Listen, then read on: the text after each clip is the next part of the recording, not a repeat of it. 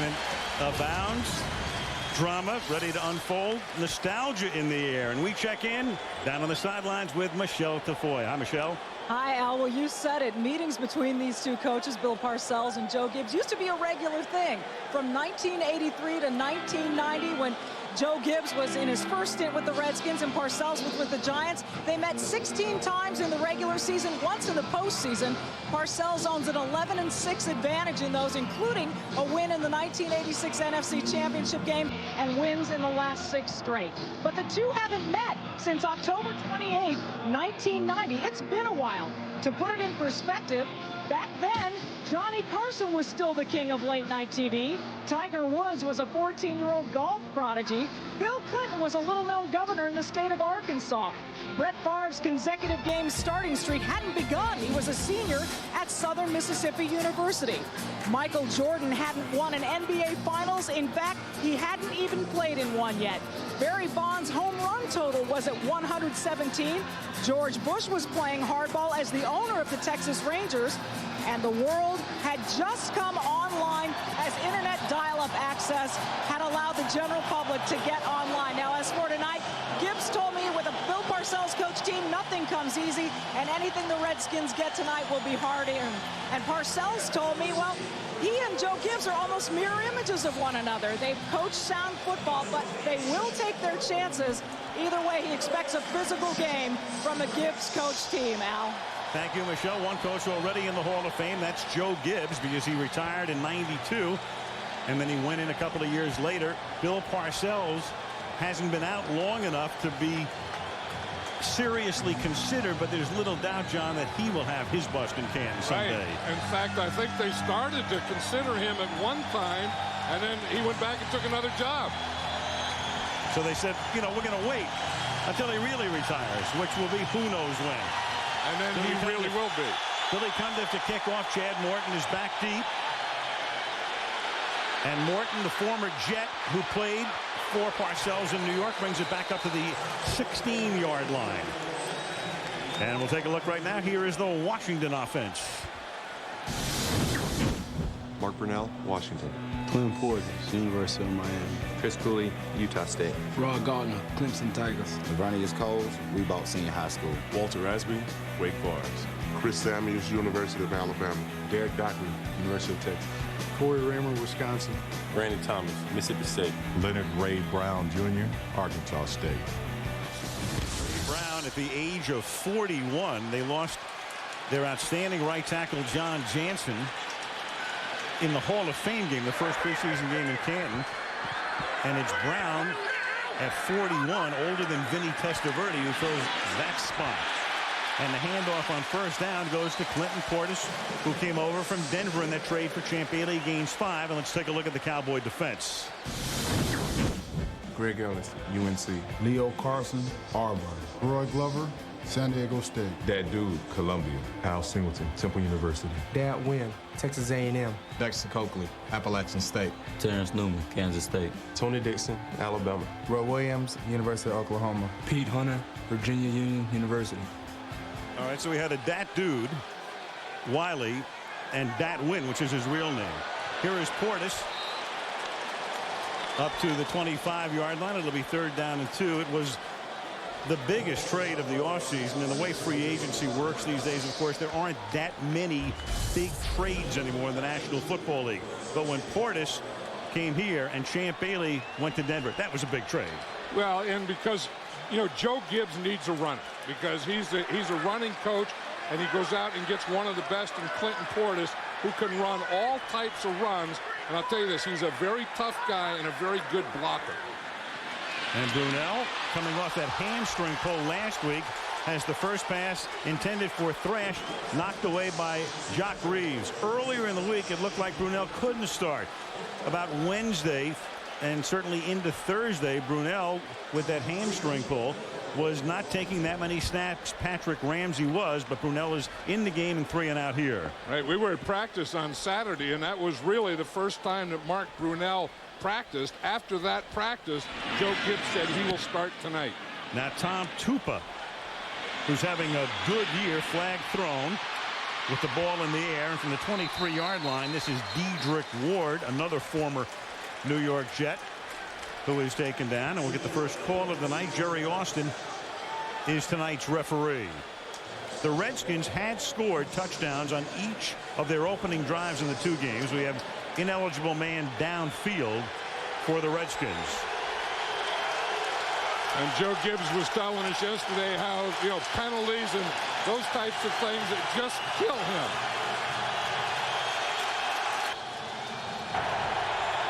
Ineligible receiver, number 45 of the kicking team, downfield, 5 yards, replay, 4th down.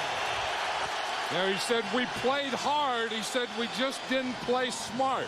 And he was talking about penalties, 7 turnovers, those types of things. Mike Sellers was the man downfield. That's the defensive coordinator. Greg Williams, last year the head coach with the Buffalo Bills, in conference with Gibbs.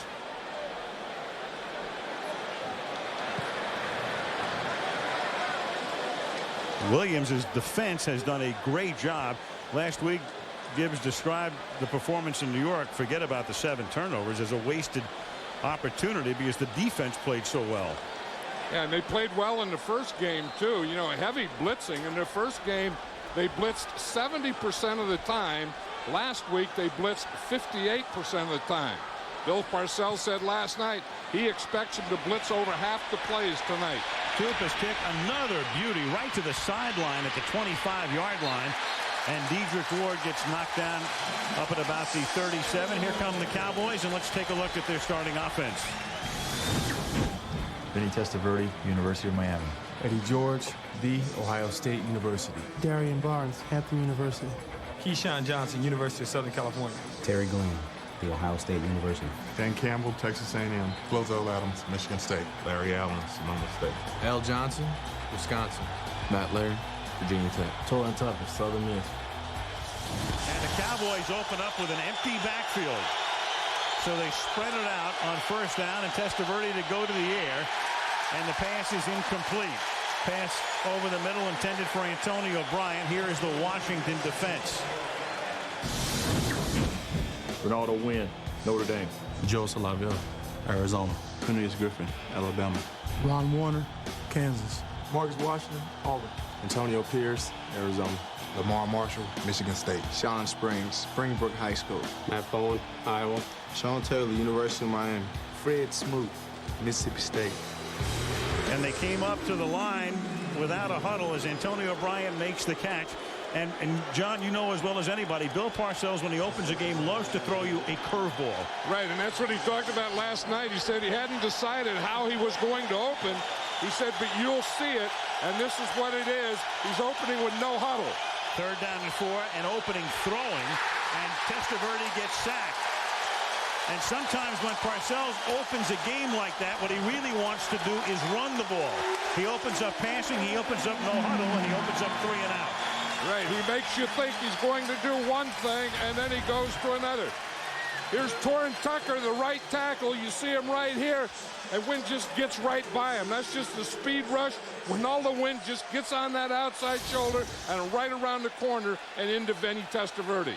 Matt McBriar, who grew up in Australia and played his college football at the University of Hawaii, with a low liner and a good one because it pins Morton in the corner at the 9-yard line, and the coverage is good, but there's a flag thrown after he came up with the football.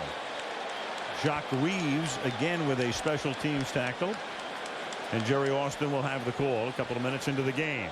And you were right about the good thing about that kick as he pinned him. We're seeing more and more directional punting now, and when you directional punt, you punt between the numbers and the sideline, and that was a perfect location. Illegal block from behind, number 23 of the receiving team. Half of this is to the goal. First down. Adi Jamo, and Washington will begin this drive from deep in its own territory. 12:16 left in the first quarter. Bud Light, sweet. GMC. Reflecting pool on this Monday night. Dry right now, but the remnants of Hurricane Gene, now Tropical Storm Gene, might make their way into this area before the end of the game. We're expecting heavy rain after midnight. From the 6-yard line, second drive for the Redskins begins here. Mark Brunell, who's been with the Jacksonville Jaguars since they were formed as an expansion team in '95, hands the ball off to Clinton Portis, and it was Brunell in the Meadowlands last week, John, who came up gimpy, had to come out of the game. Ramsey finished, and it wasn't announced until Saturday he'd start tonight. Yeah, and watching that game last week, he wasn't playing that well before he got injured and came out, and they were worried about, you know, whether Ramsey would start or Brunell would start. Brunell has to play a lot better than he did the first 2 weeks. 2nd and 9 from the 7-yard line. Patrick Ramsey, the backup. They also have Tim Hasselbeck. And this is Portis. Portis exploded on his first run as a Redskin on opening day for 64 yards. But since then, he's been averaging just a little over 3 yards a carry, and now he busts this one for 13. Yeah, it's interesting what they're doing here is they're going 3 wide receivers so they can spread the Cowboy defense out. And then instead of passing the ball, getting in a passing formation, spreading the defense out, get the linebackers to the outside, and then Clinton Portis quickly hits those inside holes. First down of the game, ball to the 20-yard line. 4 minutes in. Buys time with the fake. Good play action. Deep throw into double coverage, and it's swatted, and it is intercepted. It is ruled as an interception by Pete Hunter off the deflection. And Hunter is now being ruled down at the 31-yard line. He got up. One official did not blow his whistle, but the other came in from behind and said, yes, he was down by contact. So there's Newman deflecting it off his shoulder pad. Hunter gets it, and the tip of the ball, woohoo, hits the ground, so this can be reviewed. And I think this has to be reviewed. This is not an interception. It won't be. For the moment it is, but the crowd just saw what you saw. That's why they're happy. There'll be a challenge. Jerry Austin is still taking a look at the tape, but it's pretty clear that it will not be an interception. Pete Hunter with the deflection from Terrence Newman. You'll see it again, and it's very clear that the point of the football is going to hit the ground. Right there. Mm-hmm. And then he still doesn't have control of it. No, it bounced back into his hands. It's interesting here, Al, the Dallas Cowboys are up on this end of the field huddled up, and the Redskins are on the other end of the field huddled up. Yeah, well, both offenses. As the interceptor gets the ball and comes to the ground and hits the ground with the ball, it comes loose. The pass is incomplete. Washington is not charged with a timeout. 2nd and 10.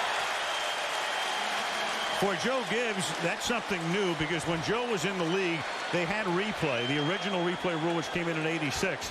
But that was all initiated upstairs. The coach had no challenge, so that is officially Joe Gibbs' first challenge. Right, and Joe hired a special guy to be in charge of his officiating, and that guy sits up in the booth and he watches for replay. And what he tells Joe is, no, don't challenge it, or that is questionable and worth a challenge. And worth mentioning, too, is a new addendum, and there is Jack Burns. Larry Hill is behind him. It used to be where you only had 2 challenges, but if you win both, you get a third. So Joe still has at least 1 remaining, and maybe 2 if he won the next. Here's Portis picking up a couple. He gets up to the 22-yard line. Hit hard there by the safety, Roy Williams, coming up from the secondary. You know, it's interesting how the Redskins are starting this game. You know, a Joe Gibbs team always has 2 and sometimes 3 tight ends. Everyone's in there tight, the power running. And he's doing just the opposite so far. He's trying to spread them out, get the Cowboy defense spread out so that Portis has more inside holes to hit. And Parcells opened up the way he won't play the rest of the game in all likelihood. So each coach, in effect, trying to juke the other early on. 3rd down and 7. And that pass is caught for a first down. That's Rod Gardner, who picks up the first down. He's covered by the cornerback, Jacques Reeves. And the Washington Redskins trying to take advantage of winning that challenge. And they're out to the 34-yard line. Right, Mark Brunell does a good job here. See, it's a sprint out left. He gets out here, gets out to his side where he can throw to Gardner on the left side. And the other thing it does, he gets behind his best pass protectors that are also on his left side. So he has everything left-handed going for him. 1st and 10 from the 34-yard line with 9.5 minutes left in the opening quarter. And Portis slanting to his left, up past the 40-yard line. Dat Win makes the tackle. It's a gain of 7 yards. You know, Clinton Portis not only has the quickness to hit a hole and the moves when he gets in the hole, but he has great speed. So if he ever gets to that 2nd or 3rd level on any run, he can take it all the way. The Portis thing was really a money play. He wanted more than Denver was willing to offer. Champ Bailey wanted more than Washington was willing to offer. And that provided the impetus for the swap. 2nd down and 2. Portis again. Gain of 1. 3rd and short. Here's Michelle. Well, Clinton Portis redefines confidence, if you will, Al. I mean, this guy was confident enough after his rookie season to tell Mike Shanahan, hey, if you don't make me the highest paid running back in the NFL, you won't see me again. He was gutsy enough to force a trade that made him the highest paid running back in the NFL. Heck, he was confident enough to take his mom to the prom his senior year in high school. And then when he finally got to DC, Al, he was confident enough to make T-shirts that said, run, Clinton, run 8 more years. Now that is confidence. When you take mama to the prom. He said he likes his mother better than any girlfriend. 3rd and 2. Brunell throws. It's juggled. It is caught. And it is caught inbounds by Lavernius Coles. Coles, who came over to the Redskins last year, had been with the Jets. Parcells knows him well, looking across the field. And take another look here. And it looks like Pete Hunter, the right corner out there, hurt his knee on this play. You see, anytime you're going to flush Mark Brunell out, he's going to try to go to his left because he does this so well. It looks like Coles, while he was juggling the ball, kept both feet inbounds. Watch this. He has to have control of the ball when he goes out of bounds. You see Pete Hunter go down there, hurt his knee. And watch here, he has the ball, no control. Now he has control, but both feet were inbounds. Lavernius Coles, I said Parcells knows him well. Bill didn't coach him, and Hunter is hurt as they work on Hunter. But Bill, after he left the Jets as the coach in '99, was in effect the GM, so he was involved in drafting him. Injury timeout, Hunter. Despite Jacques Reeves from Purdue, who's already made a couple of special teams tackles. And Jacques Reeves has been playing quite a bit because he's their nickel back, and it seems like the way defenses are now that the nickel back plays almost half the time. So he is a rookie, but he's not a rookie that hasn't played quite a bit. Light rain, and Dallas is now going to challenge that call. They had a ton of time, of course, because of the injury to Hunter. Go back and take a look. He makes the catch along the sideline. One reason they're challenging is because it's a 3rd and short play. It results in a 1st down, so he goes up. He appears to get both feet in. The right one was down first. The ball was marginally loose for just a moment right there. That's more than marginally, of course, at that particular point. But he grasps it there, starts to fall out of bounds, appears to have both feet in. Yeah, so I don't see enough to change the call on the field here. No, I don't either. And not only those things that you said, but he also keeps control of it, which he has to all the way to the ground, even though he's out of bounds. So he does those things. He doesn't have control. Hobble back to the locker room. Jerry Austin takes all of the available time to look at the replay. That's a very loose, as you know, minute and a half anyway. Jerry's going into overtime under the hood. If it's ruled a catch, it's a 1st down for Washington at the Dallas 48-yard line. There's not sufficient visual evidence to say that the pass is not complete. Therefore, the ruling of the field said Dallas is charged with their 1st timeout. By the way, the addendum to the addendum on the new rule, if you get a third challenge, to use that challenge, you still have to have a timeout remaining. That's critical. If you don't, you can't use it. And we know Bill Parcells isn't going to be able to do it tonight anyway, so that becomes academic. 1st and 10, under 8 minutes to play in a first quarter that has started out ploddingly.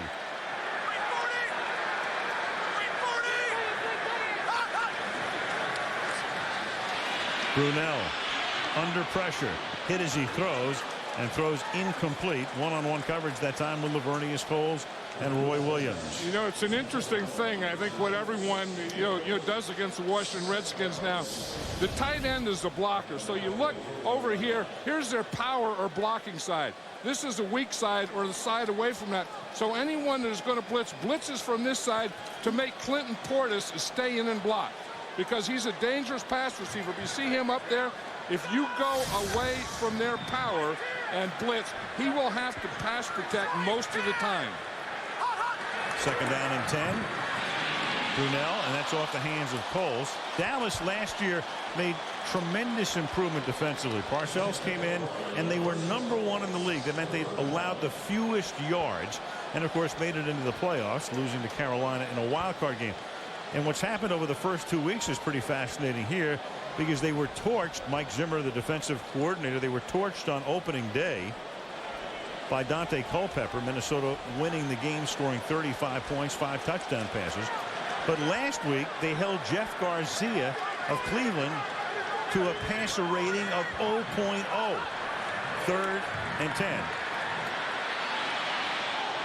Brunell throws and throws that out of bounds. Coles makes the catch, but way out of bounds. Here it is. Look at Culpepper on opening day. Culpepper 152.3, 158 and change is perfect. And then it looks like a bad cable rating there, 0.0. 29% completion percentage for Garcia and 3 picks. Well, in that second game on 9-19, they didn't bring Dante Culpepper or Randy Moss. Now Tupa's kick through the arms at the 16-yard line, and the ball is loose. Dedrick Ward missed it, got it, and then lost it again, and it is recovered by James Thrash. And the Redskins have it at the 16-yard line.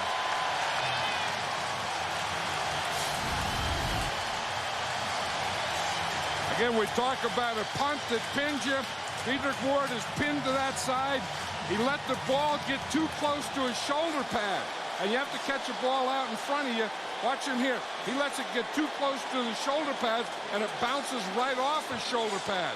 Then he goes to recover it, and as he's trying to get control of it, he gets whacked, and the ball goes right out from under him.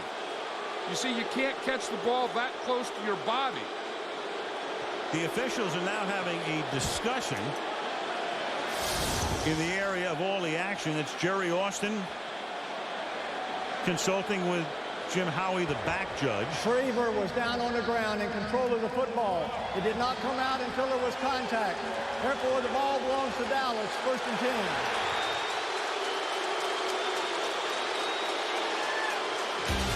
Well, we'll see that again when we come back. It didn't look like that to me at first, but there it is. Well, this day, you'll see Ray Lewis, maybe Dion. He could play next week. We'll wait and see, against Priest Holmes and the Kansas City Chiefs, who need a victory desperately on Monday night. Now, when we take a look at this last play, what happens here, and it's the officials who had to discuss it, because this is not a reviewable play. Recovery of a loose ball is not reviewable. As you can see, Ward muffs it, pounces on it, and then they say he's down by contact because they felt he had possession on the ground, and then he's contacted. So they ruled that was the end of the play. It is not a reviewable play. That was all up to the officials. Here's Testaverde slinging it up to the 39-yard line, and it's caught there by Glenn for a first down. Then the ball comes loose, but after the whistle had sounded. Vinny Testaverde, who'll be 41 years old on November 13th. You know, and when Bill Parcells signed Vinny Testaverde, he said, I will do this. I will have you protected. All you have to do is get in shape, keep your body in shape, play. I will get you protected. And he did exactly that on that play. Dallas has yet to run the ball. 26-yard reception. Eddie George is their big back, but he hasn't even been in here.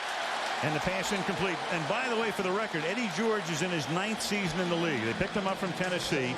He had not missed a start since coming out of Ohio State and winning the Heisman until tonight. And the only reason he missed starting tonight's game was because they opened up with 5 receivers spreading out across the line of scrimmage. And so that ends Eddie George's 8-year and 2-game-long streak.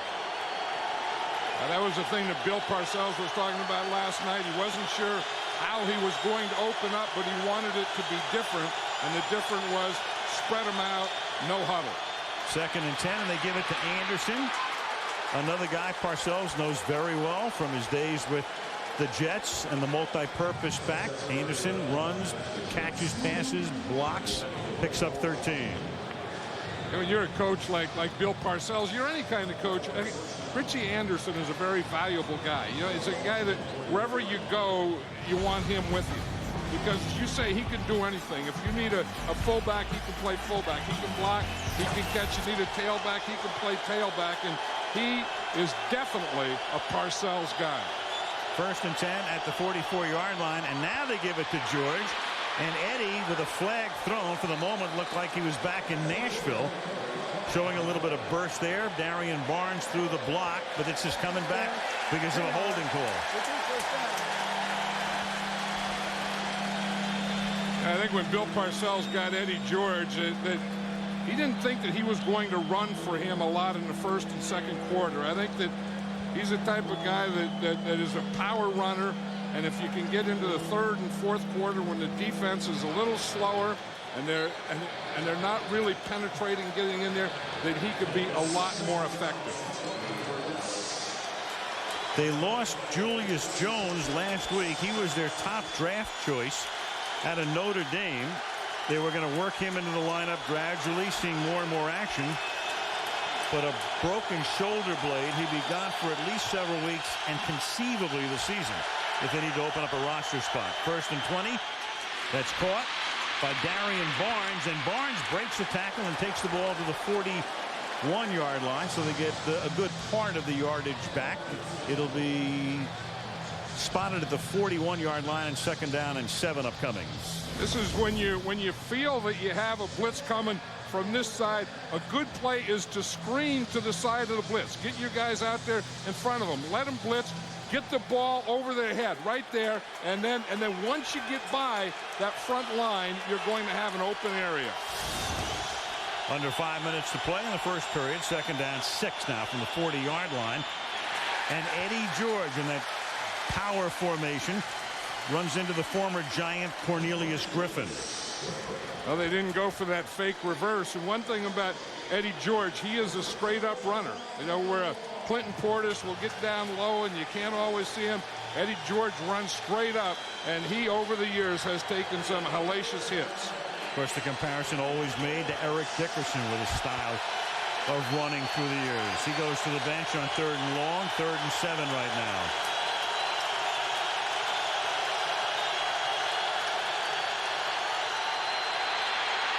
Then he going for 6. Contact. Flag. Walt Harris, the defensive back, and Terry Glenn trying to maneuver into a position to make the catch. And the Redskins were in their dime defense, or 6 defensive backs.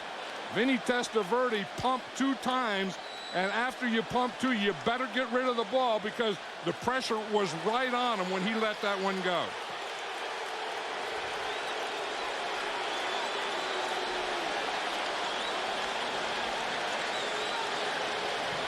Pass interference. Number 27 on the defense in the end zone. 1st and goal on the 1. Walt Harris, here it is again as Glenn works to the outside. Now you see what he did? He started in like he was going to run a slant move, and then he goes back to the outside. It looked like Terry Glenn right there interfered first. Absolutely. And then Harris at the end may interfere. And that's why there was the discussion. Glenn got his hand on his shoulder at first. There he is pushing him. And it's the defender who gets called for pass interference. It always is. It's always a defender.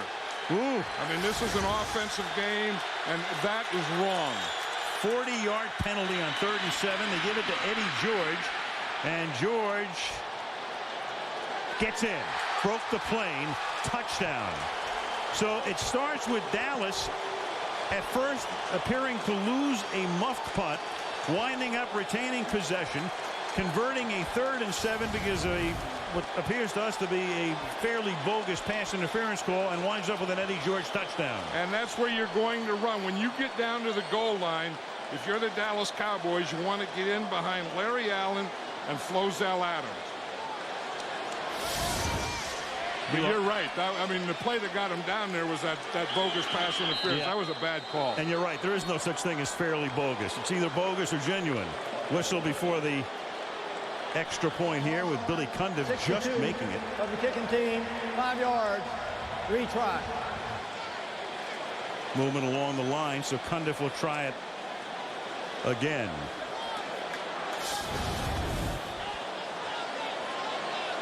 And we talk about this much. Flozell Adams blocks down Larry Allen, number 73, comes and kicks out. And when he comes and kicks out, pulls or traps, you are kicked out.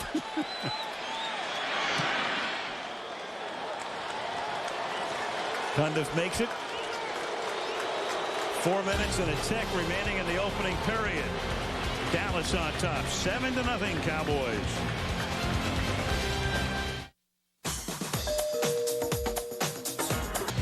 Dan Snyder bought the Redskins a few years back. Inherited Norv Turner, a couple of years with Norv to the playoffs in '99. Brought Marty Schottenheimer in 2000. Then Steve Spurrier for 2 years. And now Joe Gibbs returns to what he hopes will be a resurrection of this venerable franchise as Chad Morton brings the ball back up to the 28-yard line. And let's go to Michelle. Well, Al, a disappointing injury update on Dallas cornerback Pete Hunter. He is done for the night. They're saying it's a sprained left knee. Let me tell you that they took him in, took some x-rays, brought Pete back out to the bench along with his x-rays. Some team doctors looked at those x-rays, and when they spoke to Pete after that, he had his head down and his hands covering his eyes. So he did not look happy, Al. Done for the night. Done for the night, and here's a kid who really worked hard to try to win the job. And now that job for the moment belongs to Jacques Reeves, who played a lot in the nickel last week, and now he's in the base defense. And again, with Mark Brunell being a left-handed quarterback and liking to sprint and bootleg to his left, Jacques is going to get a lot of work over here. And right now he's one-on-one with Lavernius Coles, who's their key guy. And Brunell rolling left and throwing that way, and the pass is not caught. Reeves was covering. Coles dropped it. And Brunell, for a guy, you know, you'd think, John, he might be a little tentative in terms of rolling out because of that hamstring pull, but appears to be doing the types of things he would be doing had he not had the hamstring pull last week. Yeah, he's going to be able to do it. You see the fake here, and he's going to bootleg out here as long as it's controlled. He knows that he's going to run to the left and throw from the left. He's not being flushed out. I think if he's going to have a problem, it's when he's flushed out. Coles has to catch that. That's ridiculous. 2nd down and 10. Now Reeves goes to the other side. So they're matching him up on Coles. Man for man. Brunell pump fake. Then he throws, but the route had been broken off by Coles. He'd stopped and didn't continue on. And the crowd's getting impatient, and it's 3rd down and 10. You know, I think he saw the defensive back jump in front of that one, and he brought it back. You look at Coles out here. He's going to run just a quick. So he's going to stop here. And what the defense did is they jumped the route. That was Terrence Newman. He jumps up. Now, when he jumps up, he's going to be in front of Coles. So if Brunell throws it to Coles, that's going to be an interception. Reeves was on the slot guy that time. Thrash. Now he's back on Coles on the other side. 3rd down and 10. Here comes the blitz. Brunell gets it away, and it is dropped by Coles again. So 2 drops on balls between the 8 and 0. Hit by Roy Williams, pays the price at the end, and Brunell is now 0 for his last 6, but Coles has dropped 2 of those. Yeah, it's not Brunell's fault. I mean, he threw 2 perfect passes to Lavernius Coles. And you can't say that, that he has short arms here. He doesn't. He knows when Roy Williams is in there, you're going to get hit anyway, so you might as well catch the ball. He has shortness of breath right now, though, as he comes staggering to the sideline. Tupa's kick. Another beauty again. He just keeps pinning the run back guys, and this time it is Dedrick Ward who takes it back up to about the 31-yard line. Vinny Testaverde making his 192nd start. Won the Heisman at Miami, then went to Tampa Bay. Take a look at this. Same amount of starts that Brett Favre has made.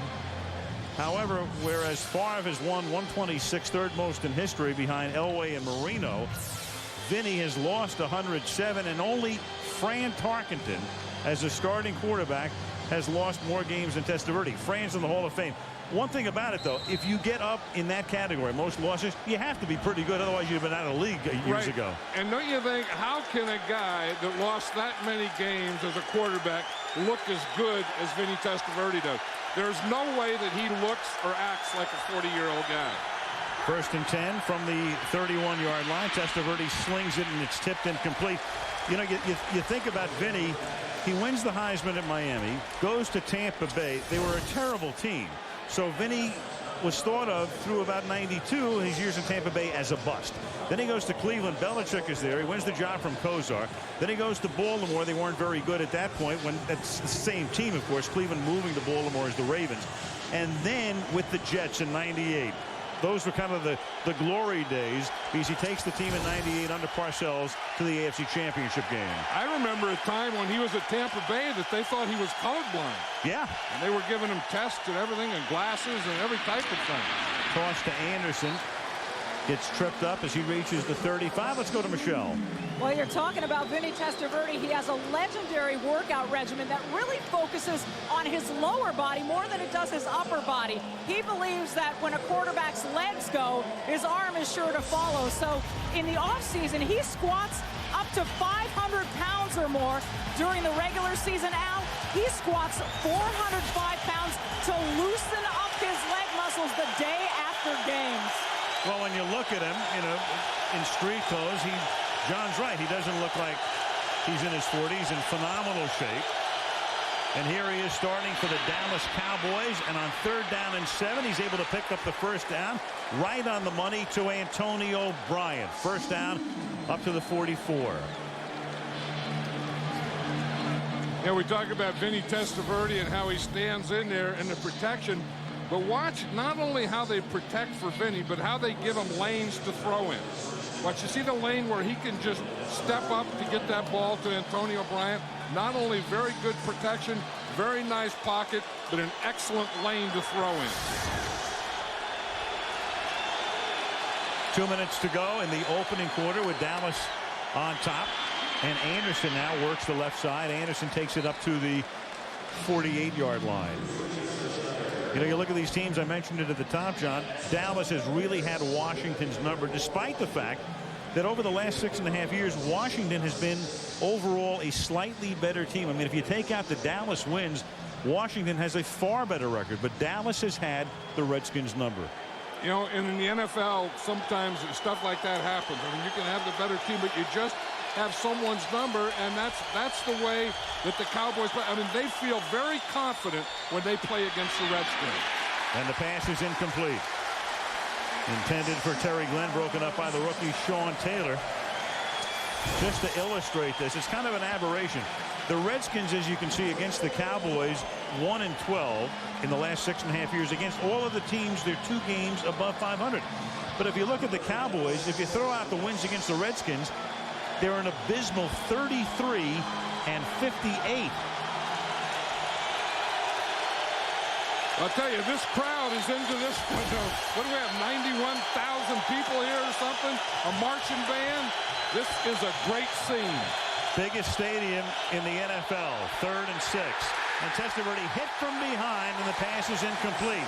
And that was the cornerback, Fred Smoot, who is now the absence of Champ Bailey after the Bailey trade to Denver. Smoot is the key corner. You know, and that was the thing that Vinny Testaverde was talking about.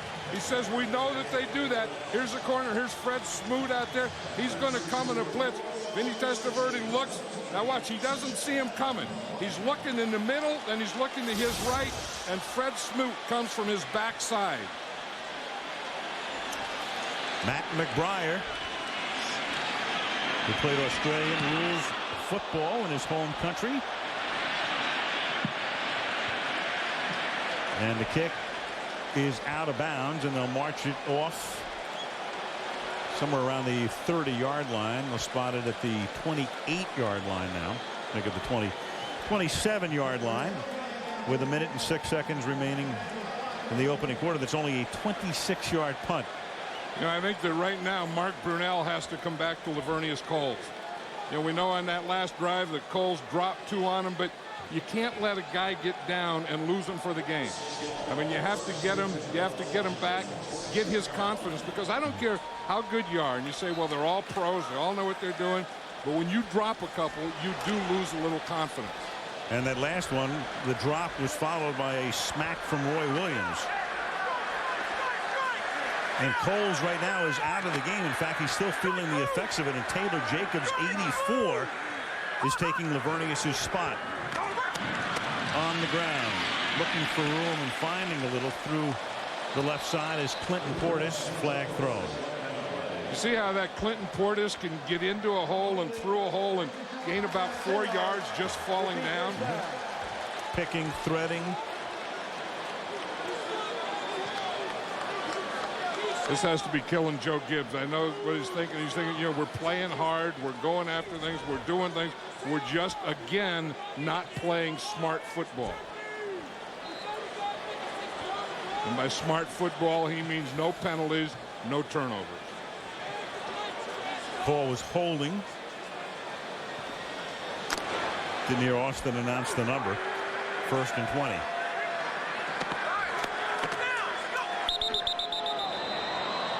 And another whistle.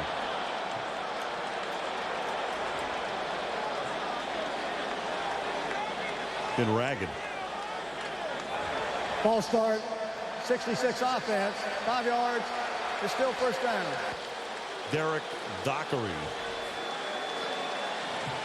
You know, and Mark Brunell in this offense isn't the type of offense that can get big chunks. I mean, this is the type of offense that, you know, I mean, you want to be able to run Clinton Portis. You want to be able to run those slants. You want to be able to do those things. And then when the penalties keep putting you back and putting you in these downs and distances, this is very, very difficult for this offense. Yeah, difficult for any offense. Their biggest chunk of the year was Clinton Portis' first carry as a Redskin for 64 yards on opening day. Portis forced out of bounds at about the 17-yard line by Brady James. Yeah, I was talking to Joe Bugle the other day, and he's a line coach and assistant head coach here, and he was saying once they got Portis and they found out what he was, they know that they have to run to the perimeters more. You know, that they always like the, you know, the hogs and the power football and run between the tackles with John Riggins. And he said once we saw Portis, we knew this wasn't Riggins, and we can run inside, but we better get to the perimeters. That's the end of the first quarter with a well.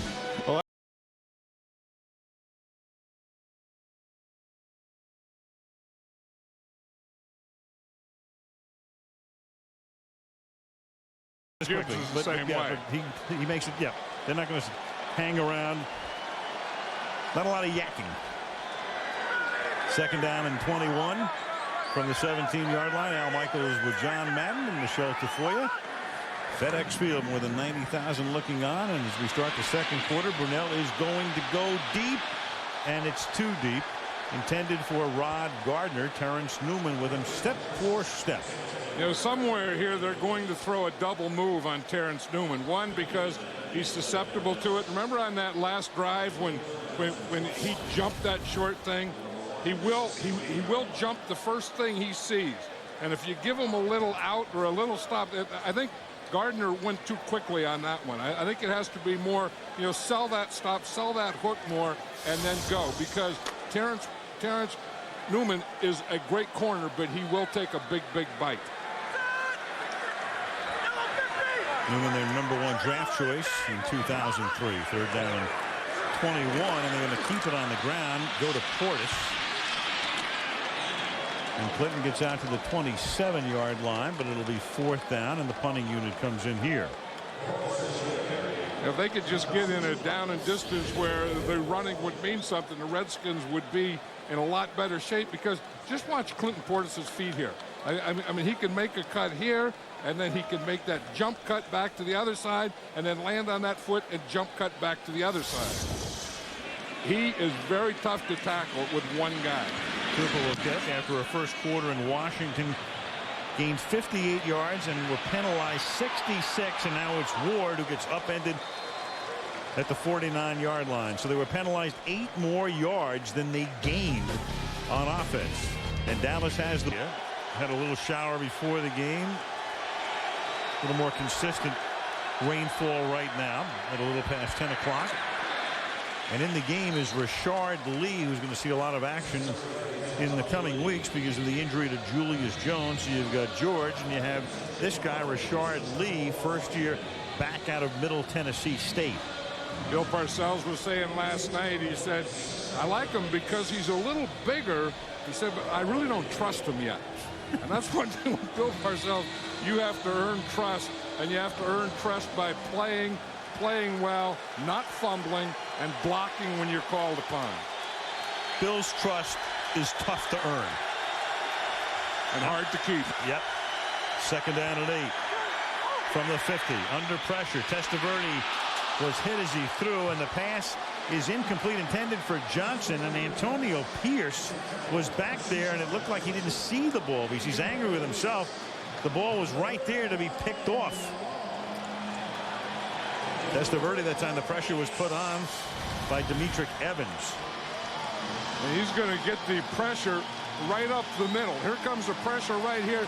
You see the tackle works out, the guard works in, and he just splits both of them, and he's right up on Vinny Testaverde. 2 quarterbacks combined, 29%, 6 out of 21. 3rd and 8. Pressure put on from the secondary, and it's thrown away. And that time it's Matt Bowen, the speedy safety, who comes in unblocked and forces the issue in a 4th down. And you know, on a Greg Williams defense, when you get 3rd and long, you are going to get a blitz. And you're going to see, here's Bowen right here, and he's just going to come right off this corner. But you see, Matt Bowen lines up like he's out there in the slot. He comes right off the slot, forces Vinny Testaverde out more than he wants to go, and makes him throw the ball away. McBriar to punt again. Bounces at the 5 and takes a sideways skip, but it goes into the end zone. Once it crosses the goal line, that's it. Almost perfect. Instead, only 29 yards net. 13:07 left in the first half. The Lincoln Memorial on this Monday night in our nation's capital. Clearance call. Now Washington 1st and 10 from the 20-yard line.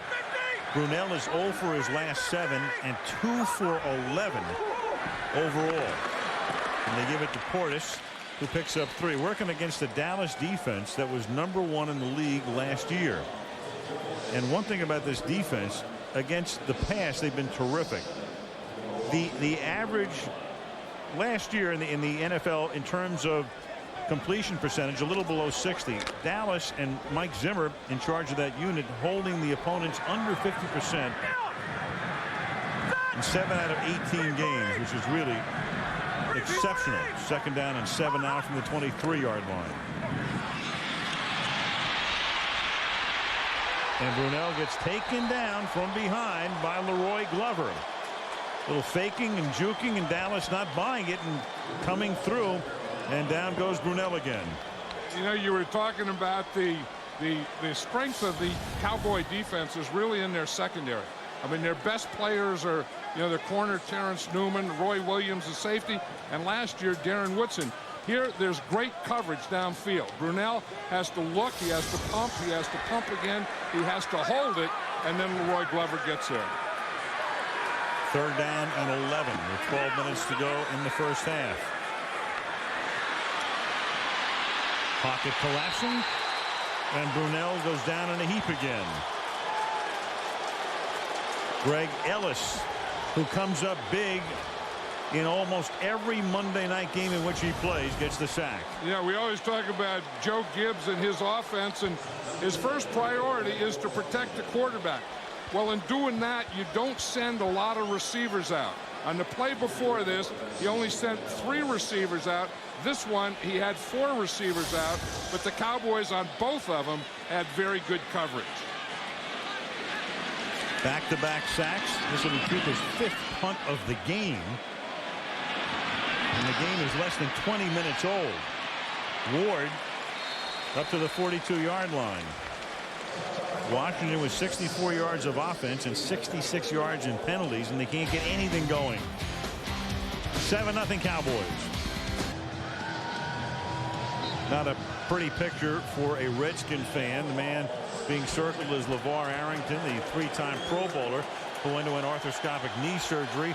Mike Barrow, the former New York Giant. 2 of their starting linebackers are out. As far as Barrow is concerned, though, the guy who's taken his place, Antonio Pierce, has been outstanding. It might be tough for Barrow to get back in the starting lineup. Lamar Marshall, 98, is the guy taking Arrington's spot, at least for the next couple of weeks. You're talking about the Redskin defense. It was interesting in the first 9 plays, they only blitzed 1 time. On the last 10 plays, they blitzed 7. So I think Greg Williams is starting to get a feel for this offense now, the Cowboys, and he's getting more and more confident that he can really blitz this offense. 2nd down and 8. Testaverde is 4 out of 11. Little dump off, and they love this guy. When I say they, I mean Parcells. Jason Witten makes the catch, and it's taken down at about the line of scrimmage. 2nd-year tight end out of Tennessee. And when Bill calls a guy by his name, it doesn't say the player or the tight end, but goes Witten, you know he likes him. Right, and he feels that he needs him more and more in the game. So sometimes it'll be with 2 tight ends, or a lot of the times it'll be with 2 tight ends, but sometimes it's just Jason Witten in the game. Well, Parcells feels his best 4 playmakers are Terry Glenn, Keyshawn Johnson, Antonio Bryant, and Witten. 3rd and 4 from the 49-yard line. And this is Rashard Lee with a nice bit of running. Picks up the 1st down. Finally tackled at the 44-yard line. So you've got Lee and you've got George, and that's going to be, along with Richie Anderson, the running game with Julius Jones hurt. You want to see an offensive lineman and what an offensive lineman should do and look like and how they should play. Watch them fire out, start on a double team, get Ronaldo in, and just keep driving them back. This guy is the most powerful offensive lineman in the National Football League. 1st and 10 from the 44-yard line. And that is caught. Gain of 8. You know, I think Skycam may be the greatest boon to offensive linemen, especially to a guard. He's playing inside. You never know what's really going on. You know, you've heard about Larry Allen through the years. He's good enough that he'll be in Canton someday, Hall of Fame. But in the meantime, you go to a game and you go, huh? You know, what did he do? I can't see what he did. Skycam is going to be terrific for a guy like that. You're right. The Skycam will not only show the Larry Allens, but will show the guy next to him, Flozell Adams on his right, on his left, and will show Al Johnson, the center, on his right. But this is the guy that's the best. 2nd and 2. Same play they just ran, and this time the Redskins sniff it out. Ron Warner makes the tackle. He's the guy filling in for Philip Daniels, who is hurt. We're talking about that sometimes he works with a tackle, sometimes he works with a center. Here you're going to see the double there. You get this guy in the gap, and you have to get him moved if you're going to run the ball to that side. They got him moved, but there was no crease back to the other side. That was Brandon Noble, and that's called 2 chances. None and none. 3rd and 3.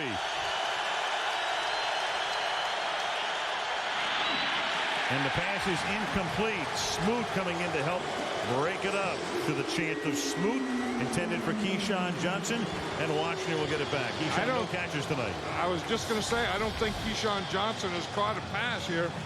Here's Keyshawn Johnson. He's going to run and out. The ball is there. It looks like it just went right through his hand.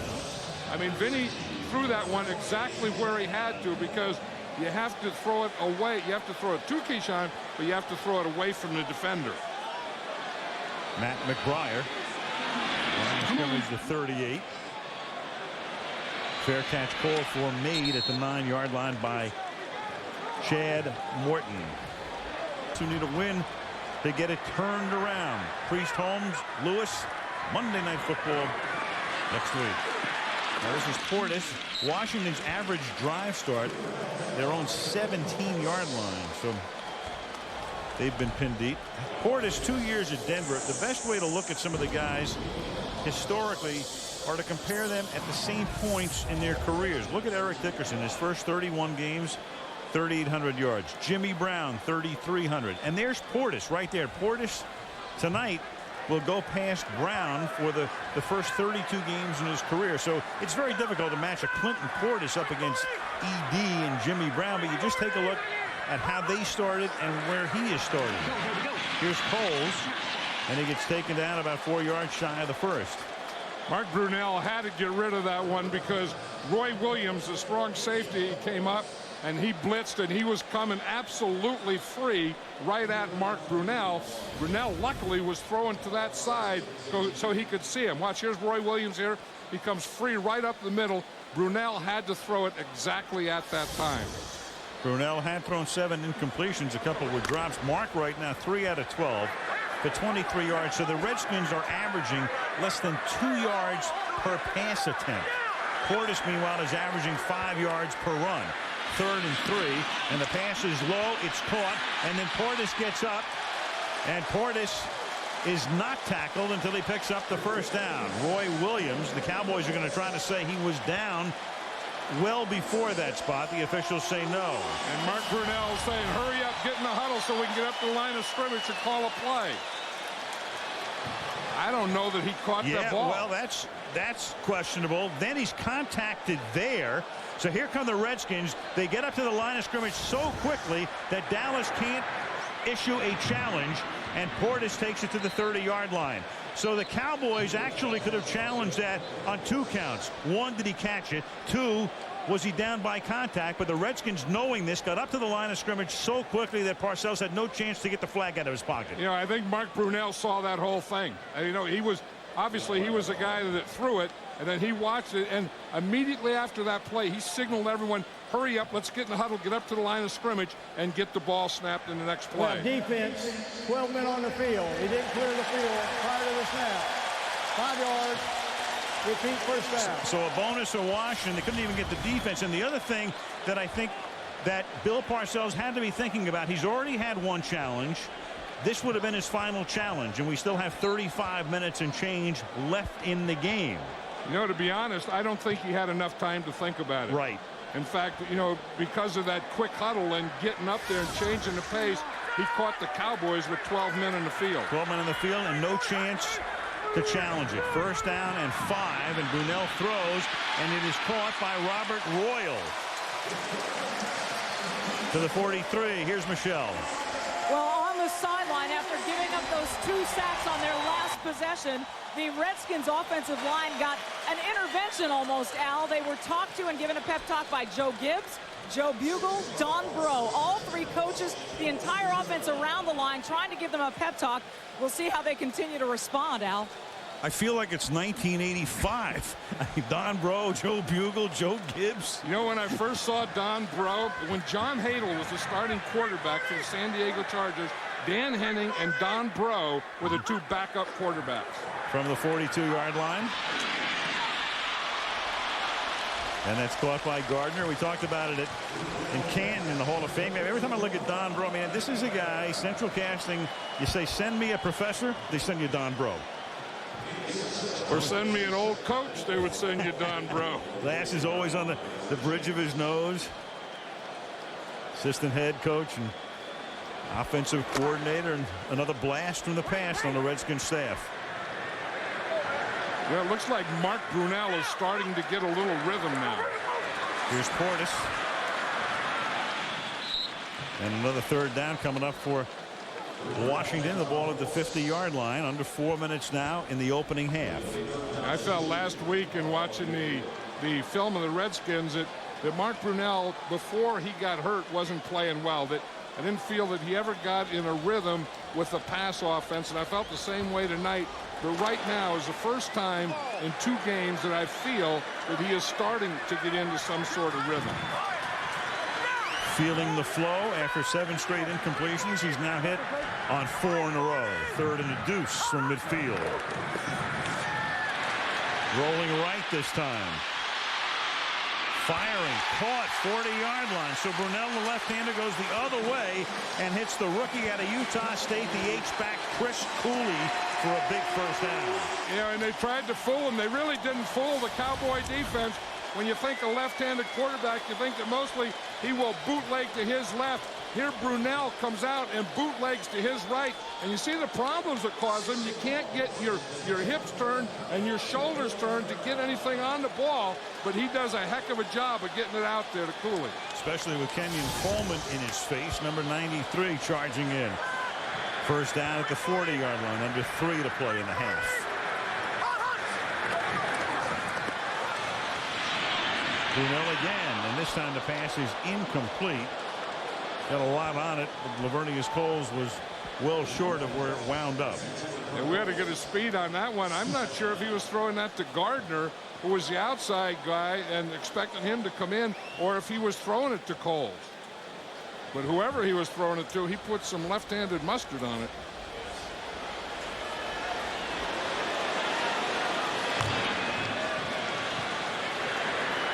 $53 yards on this drive, eclipsing their total on 5 drives. So their average drive had been about 9.5 yards. And that's caught by Coles, and then Newman brings him down, but not until he gets inside the 30 and moves the chains as they're spotted at the 28-yard line. Chris Cooley making the catch.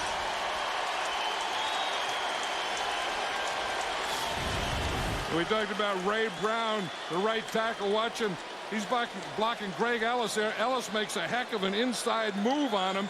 Ray Brown just gets a hand on him again, right there. Just enough to take him off of Mark Brunell so that he can get the ball out there to Cooley. Cooley scored a touchdown on the opening drive last week in New York, and then the Redskins' mistakes began. Led all tight ends in receptions in college football last year. Timeout, Washington. And now Washington's going to take a timeout just before the 2-minute warning. Their first. Capacity here. I don't have to tell you how tough it is to get a ticket. Waiting list is still humongous. And they've added about 15,000 seats since the building opened in 1997.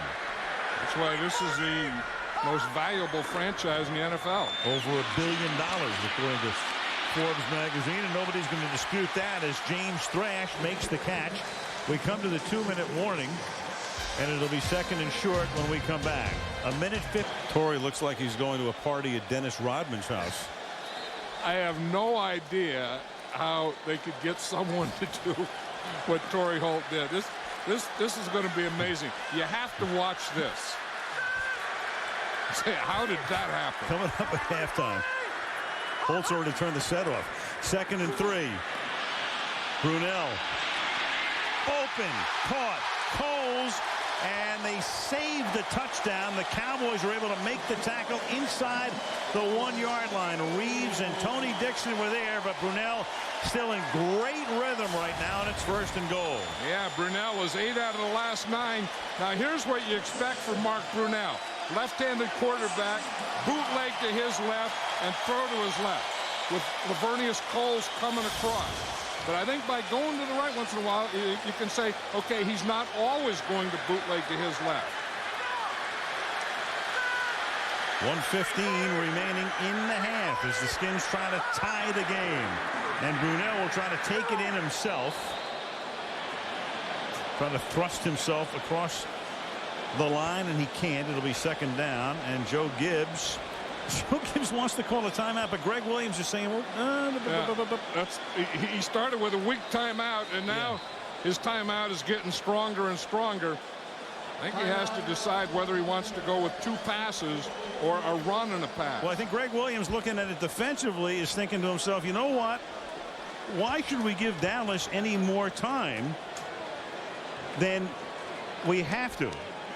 That last drive of 92 or more yards was in the North turn error. In fact, that was in a game in which he was fired after the game. Meanwhile, there's Parcells. Brunell goes to the sideline. So it was a weak signal. And then I think Williams, remember, was a head coach for the last couple of years at Buffalo, is thinking, you know what, we're down here. We can save our timeouts.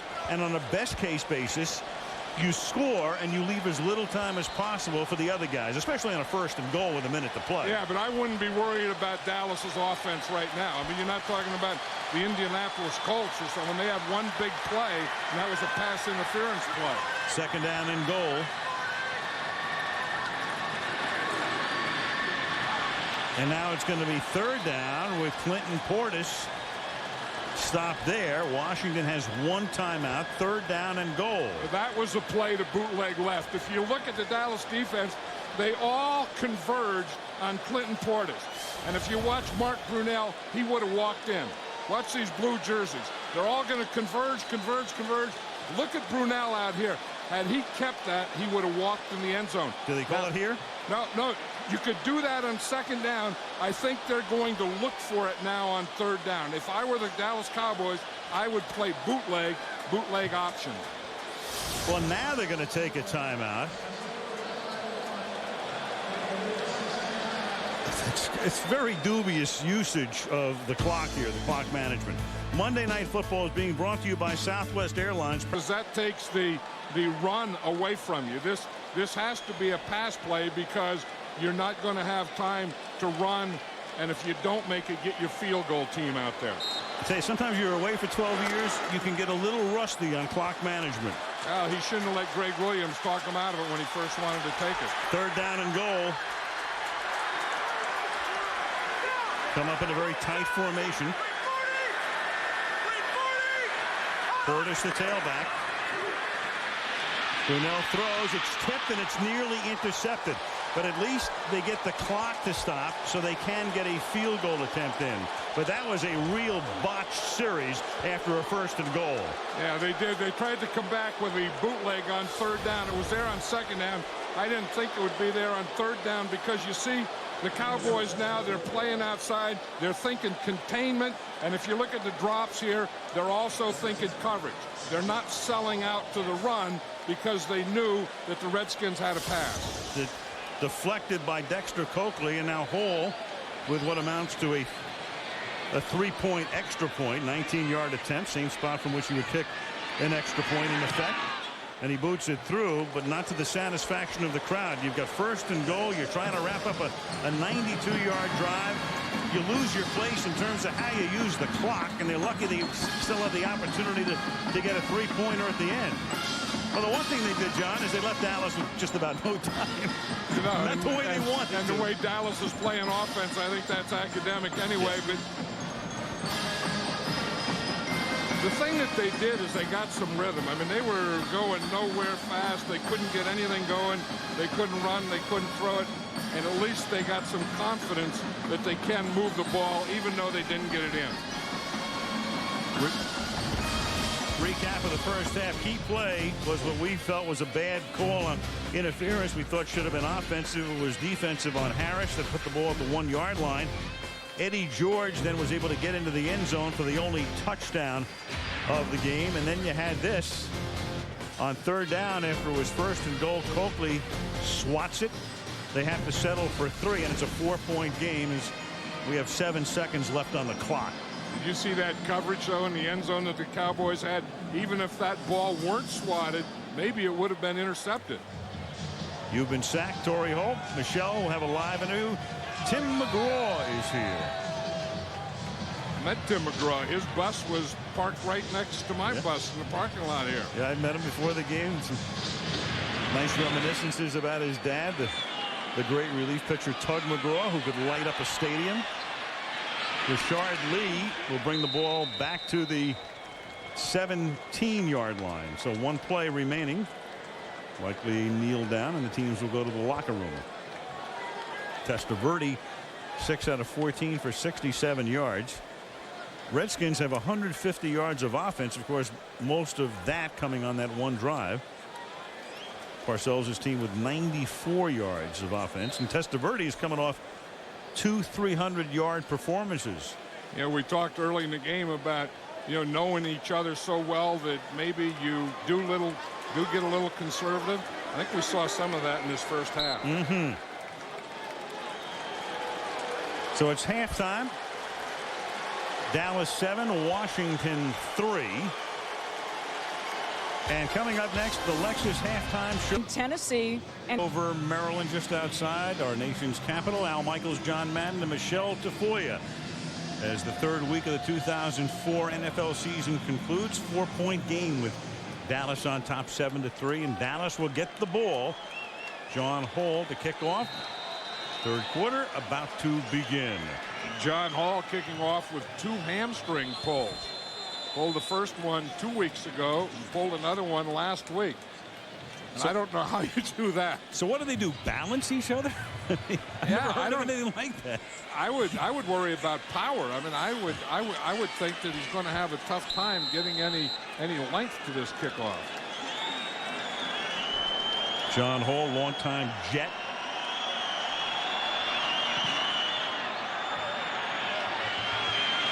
Fairly decent kick, 10-yard line. Jock Reeves, the rookie, brings it back to about the 24-yard line. Let's check in with Michelle. Well, I spoke with Bill Parcells as he came out of the locker room. He's happy with his defense. He wasn't happy with the mental lapses made by his offensive line. They only were able to rush for 29 yards in the first half, but he told me, I still think we can run on this team. As for the Redskins, strong safety Matt Bowen has a strained leg muscle out. His return is questionable.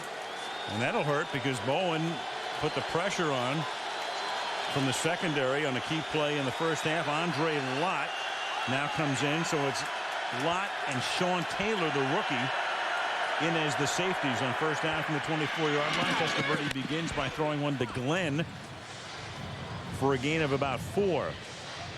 First half numbers will appear. Most of Washington's offense was in that one drive that resulted in a field goal at the end. So 150 total yards. The Cowboys with 93 total yards. But the big play was that 38-yard pass interference penalty, which doesn't go into those numbers. And that set up the Cowboys touchdown. Sometimes you have to pass the ball to run it, and sometimes you have to run it to pass it. And I think that's what the Cowboys are trying to do. Open up with a pass, loosen up, and then come back with the run. Now Eddie George picks up a couple, setting up 3rd and 3. You caught a glimpse of Keyshawn Johnson. He has not caught a pass tonight. Did you see that last formation? We're seeing that more and more, and the Cowboys really like it. It's a full house backfield. You have 2 backs here that can lead right here and lead right here, and then the tailback in that position. Bill Parcells says it's something you can get a motion, get a double lead to one side. See, that's exactly what that was, a double lead to the right side.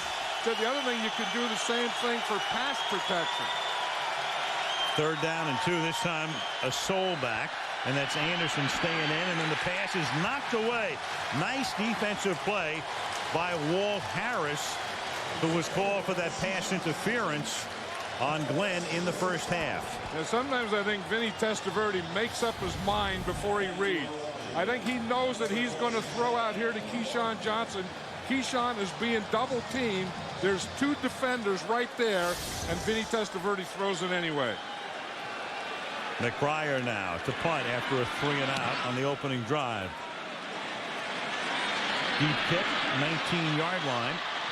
Chad Morton runs it back 8 yards to the 27-yard line, taken down by Davis. 49-yard boot. The Redskins tonight, how the key guys been doing. Brunell 100 yards. Most of those, of course, on that last drive. Portis averaging 4.5 per carry. Coles has caught 3 balls tonight. Not a lot of offense when you score 3 points. Coles also dropped 2 that he should have had. And if the Redskins get better field position and better down and distance, we're going to see more Clinton Portis. And that is caught by James Thrash. Came over from the Eagles after starting his career here. Tony Dixon makes the stop. That's an 18-yard gain for Thrash. Yeah, the Redskins were in the old bunch formation. You see them bunch down here, three receivers, and they just all break out. Good protection for Mark Brunell. See him, he can look over there. He had the three guys, and they all break out of the bunch, and he finds Thrash wide open. Brunell to the outside. Thrash again, and he's able to stay in bounds long enough to pick up the first down. Spinning around Nathan Jones, and the ball now in Dallas territory. You know, I felt that drive by the Redskins just before halftime really gave them confidence. Now, I know that they didn't get it in. They got down there, and they floundered at the goal line. But I thought the confidence that gave them, if they can move the ball on this defense, they found out what they wanted to do, where they wanted to go with it, and now they can bring it back in this third quarter. Throw up Portis, and Portis puts the ball on the ground but recovers it himself. Portis went through the last half of last season in Denver without fumbling. Then he fumbled twice last week, losing both against New York, and this time he puts it on the ground again but recovers it himself. I talked to him about those two fumbles, and he says the one, he ran into his own guy. He said he was trying to jump over. Just kind of like that, he started to run into his own guy. The other one, he said he was switching hands in traffic. Without a huddle, they go, and the flag is thrown. Brunell gets it away. Brunell knows it's against him, too. Yeah, that was the second play in a row they went no huddle. They were trying to do something to get some rhythm here to change the pace, and that's what their idea was, to come out in this third quarter with no huddle. Holding, 66 offense, 10 yards, repeat second down. Eric Dockery, second penalty on him tonight. You know, there's no place to hide. I mean, the offensive lineman is, like you said, the sky cam is great for him. But the other thing, the only time they ever get mentioned is when they hold. That's it. The referee in the history of the NFL has never said, hey, you just see that block by old 66? How was that? No. The only time he said it, holding. Number 66. Even in college now, they used to get away with it. It was holding offense. Now they announced the guy's number, second down and 21. They finally grew up. Thrash again. And Thrash, who started his career here, then went to Philadelphia, where he was the main target for McNabb. Then they got Terrell Owens, and Thrash comes back here, has caught another one.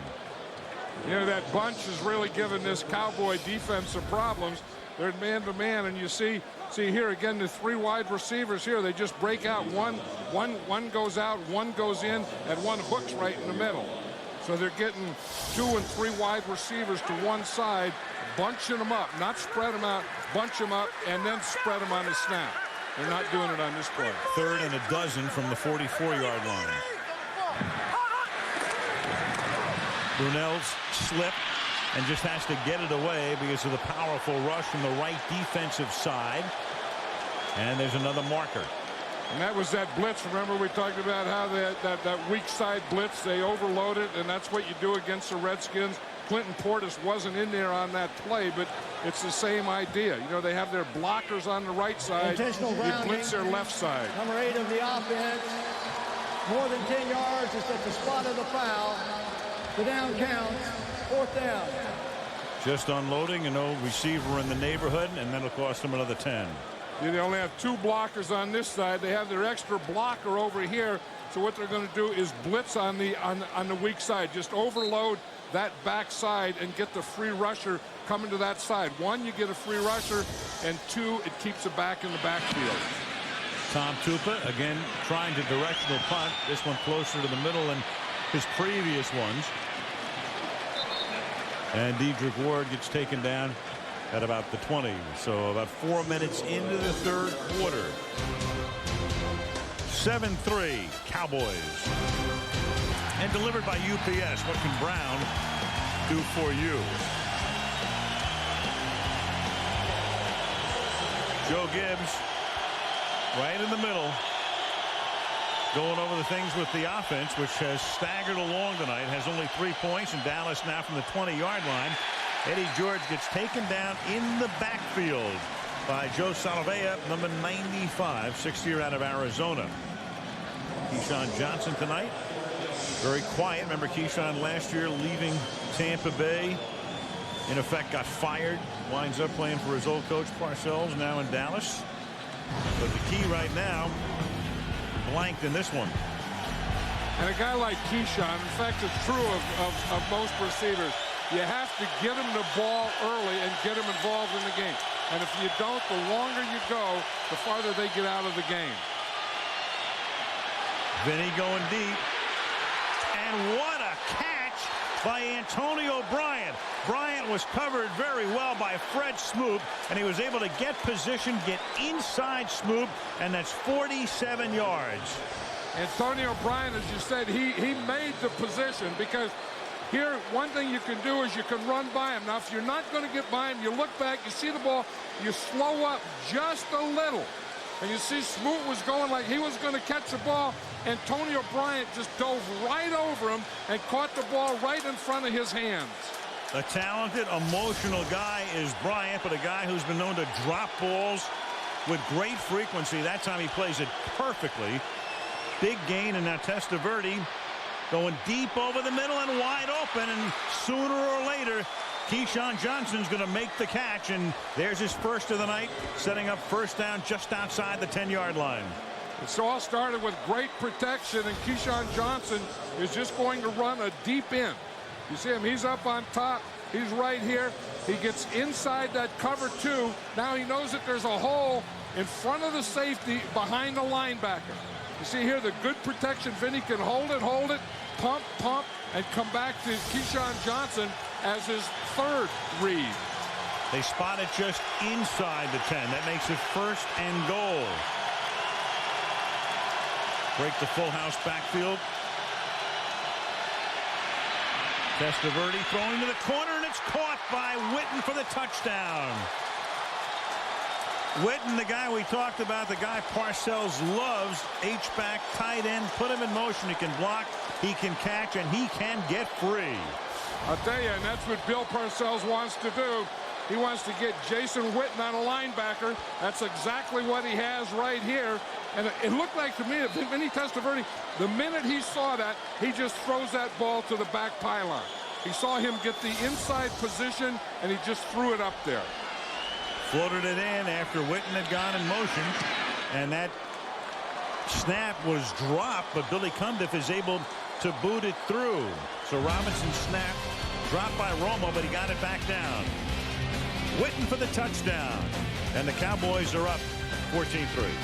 Tied Dan Fouts, 10th place in NFL history. Our buddy and colleague, old Dan, at 254 touchdown passes.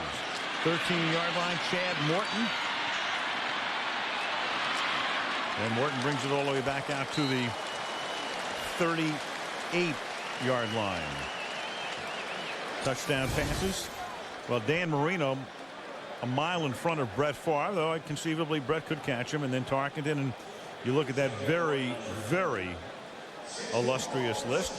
But our man Fauci would want everybody to know that he played in fewer games than anybody on that list. 181. This is 204 for Testaverde. There you go, Dan.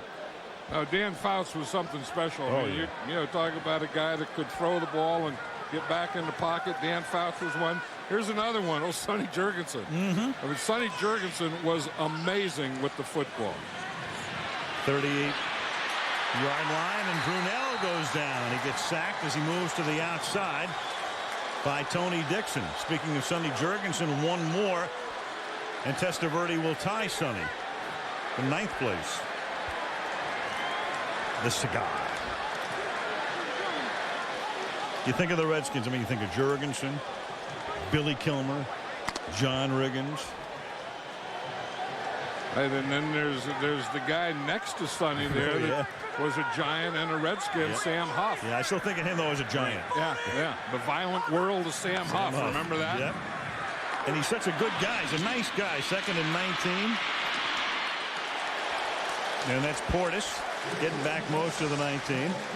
I mean, if you just ran into Sam Huff, you'd have no idea what he had done for a living. There's old Sam on the left. No. Sam had to get there. Sam was going to be in on every tackle, whether the whistle blew or not. Remember, there was a story about someone was holding the guy down, and he said, let me up. And they said, no, hold on, wait till Sam gets here. There was something that he was a tackler, and he was a hitter, and he was going to make every tackle in every game. 3rd down and 1 halfway through the 3rd period. Skins down by 11. Rolling to his right, pass a little high, but hauled in by Rod Gardner for a 1st down.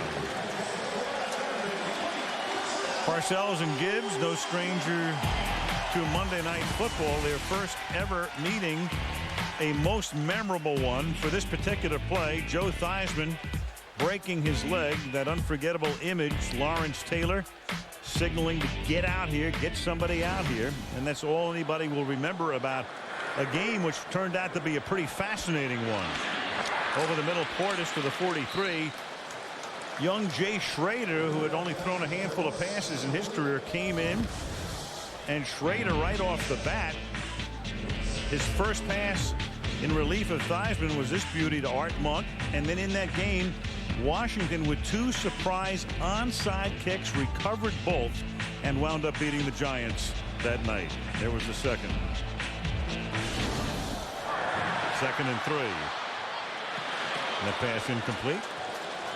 And that wind blitzing that time and forcing the pass. Well, and the Redskins went no huddle again. I'm sure that's one of the things they talked about. One of the adjustments that Joe Gibbs made. We showed that shot there between series. He was there. He had the whole offense there, and that's what coaches do. Coaches coach. And you know, and some guy, you know, the saying I used to hate was, you know, the last day of practice, someone would say, "Well, the hay's in the barn." I'd say the hay's not in the barn. We still got a lot of coaching to do. I mean, you have to coach the first half. You have to coach at halftime. You have to coach the second half. You keep on coaching. There's a lot of mucking still to be done. Right. 3rd down and 3, and that is a short pass that won't net the 1st down. So they need 3 and throw a 2-yard pass to Rod Gardner. Newman and Dixon are right there to make sure it's a 4th down. I think Joe Gibbs is going to go for it. That 3rd down play was one of those bunch things where they kind of had a short, a medium, and a deeper, and he had to go to the shortest guy. See the bunch on the right side? So he has the 3 options over there on his right side. The 2 deeper ones were covered, and he had to go to the short guy. The line up to go for it. Play clock is down to 5. 4th down and a long yard. And now Brunell is going to take a timeout. The play clock about to expire. And he had to take it. Otherwise, it would have been 4th down and 6. For Gibbs, when he last coached, it was a 45-second play clock. They went to 40 seconds the year after. They were very, very slow in getting that play in and had to use the timeout. Now it's 4th down and 1 at the 41. So just another of the adjustments that Joe has to make after a dozen years away. And on 4th and 1, Brunell throwing to the outside and can't get it there. Looking for a flag, and there is one. Portis to the outside. Dexter Coakley with contact, and there's a personal foul Number 75, away from that play. 15 yards. First down. And that's Marcellus Wiley, who has just given Washington a gift. And that is a big, big gift because the Cowboys were going to have great field position. And you see Mark Brunell, he has no one to throw it to. In fact, it's 4th down, and he kind of looks like he throws it away. Now watch number 75 up on top of the screen. It's not only did he hit him late, but he looked like he hit him in the head. A blow to the head, big penalty. Instead of Dallas ball at midfield, Washington ball at the 26-yard line. I know what Bill Parcells is saying now. That was really, really stupid. And the guys from Columbia, too. The school, not the country. 4-yard gain for Portis. 2nd and 6. No, pretty good block by Randy Thomas there, the right guard. He pulled across and trapped. You know, Thomas is one of the guys that played for both Joe Gibbs and Bill Parcells, and he said one of them coaches with fear and the other one coaches with love. Which would you say would be which? Fear and love. Yep, fear in the left. There's some loathing love too. on the right.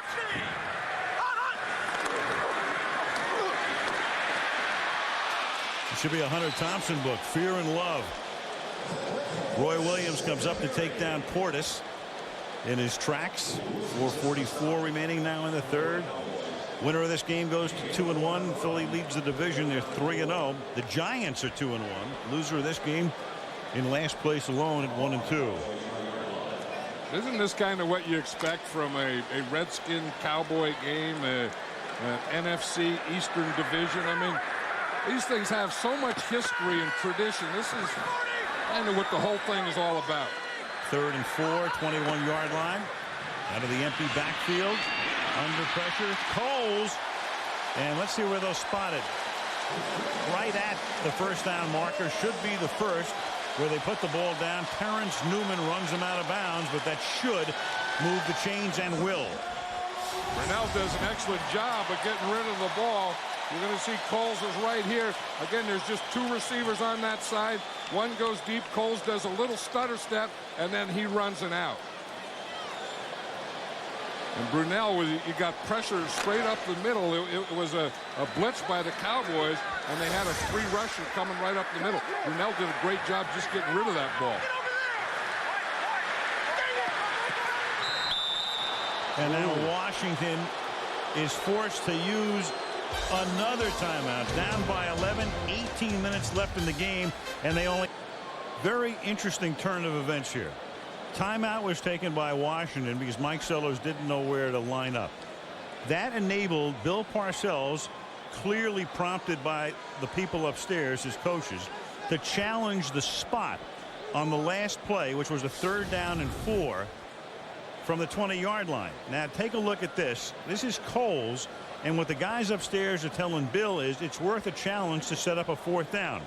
So with Washington calling the timeout and no play being run, this enables Parcells to make the call here. It's an interesting challenge in as much as it will cost him the timeout if he loses it. It will be his last challenge since he lost the other one. Right, and remember, it's where the ball is when he goes out of bounds. It's all about the ball.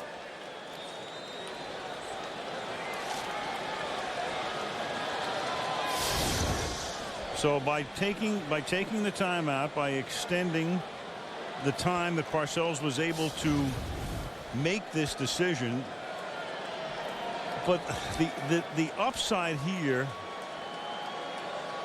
I don't want to say it's minimal, but it's going to be 4th and inches. They're going to go for it, you would think anyway, though in an 11-point game, I guess you could opt to go for the field goal. It still would be a one possession game. Was that a smile, or? I think they'd go for it. When the runner's left knee goes to the ground, the ball is extended to the line of game. So it is a 1st down. Dallas is charged with a first timeout, and that is their final review. So Bill getting the word from upstairs, and again, I thought it was just a little dubious to do this because the upside is pretty small and the downside significant.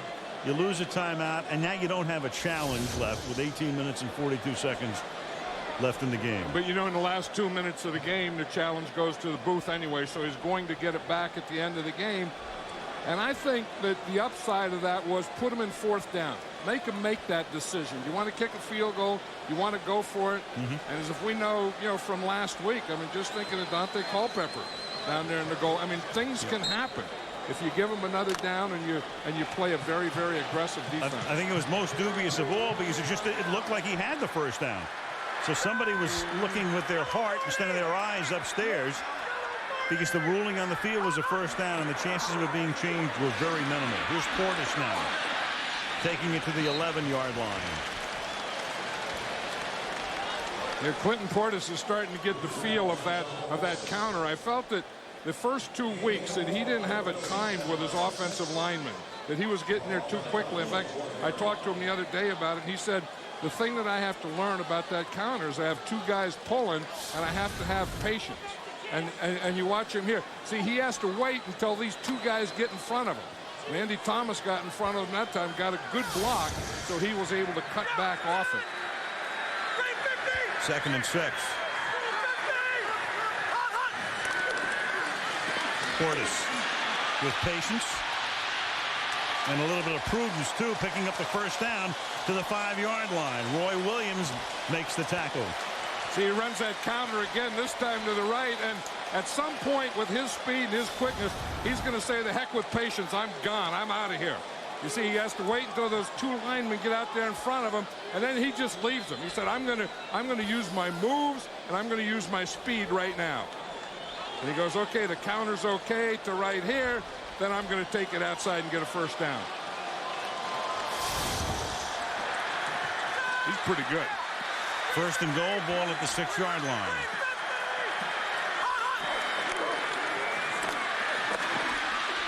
Portis to the 2-yard line.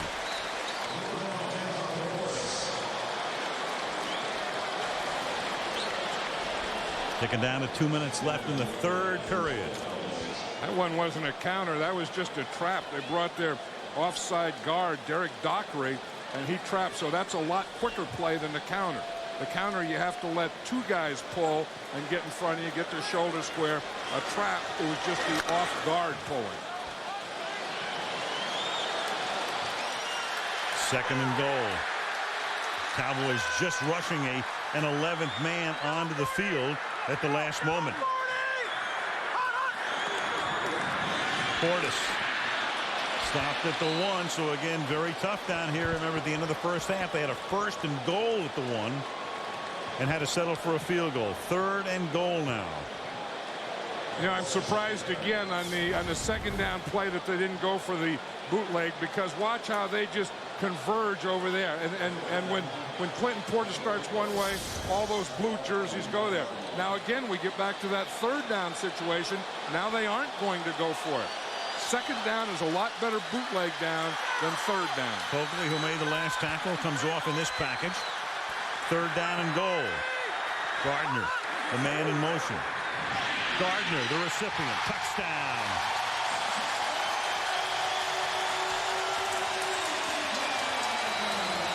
Rod Gardner to make it a 5-point game. And there are a lot of possessions left.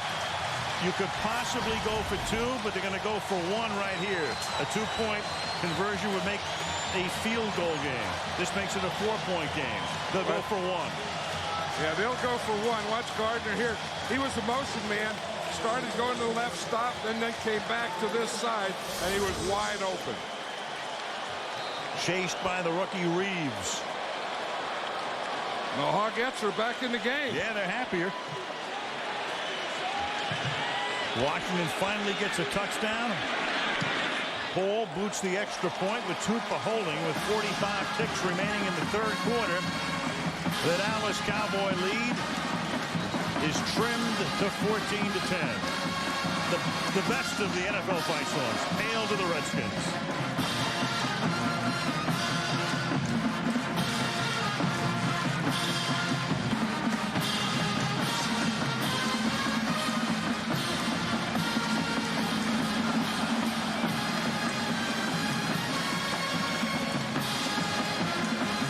Everyone set up that drive, Al. It was Marcellus Wiley roughing the passer.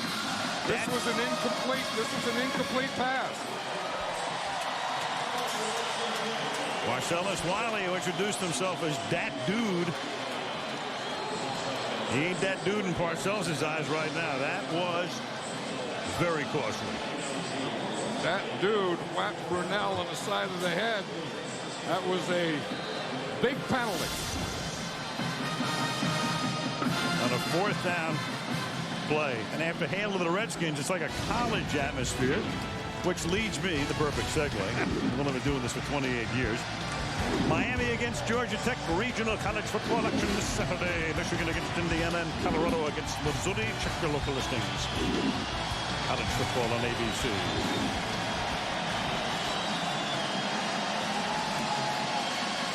You know, they always talk about the crowd and what it is, but you have to give them something to cheer about. You give them a touchdown, you give them a close game, a tight game, and they are going to stand up and cheer their Redskins. And you get that fight song going. They had that band, that marching band on the field before the game.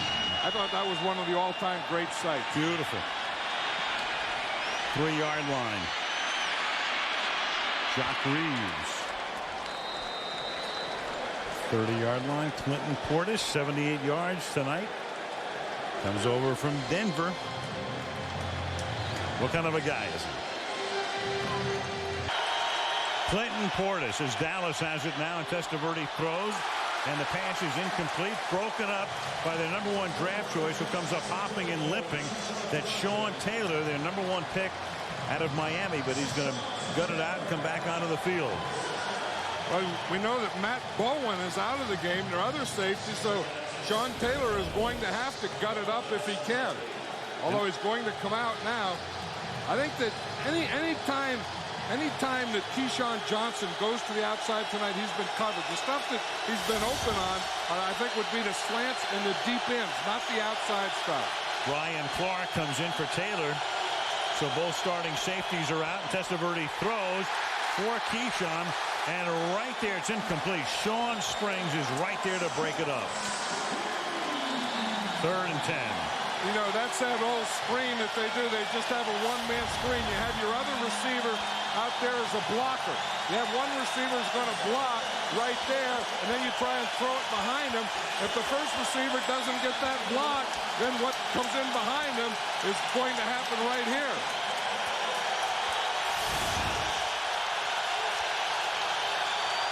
This place is going crazy. 90,000 rises 1. 3rd down and 10 from the 30-yard line. Pressure. And underneath, throwing into traffic. That's incomplete. Intended for Richie Anderson, but the pressure was on, unblocked, coming from the outside. 4th down. You know, in a Greg Williams defense, if he can get you in 3rd and long, you are going to get a pressure defense. He's done it every game, and he's done it all night tonight.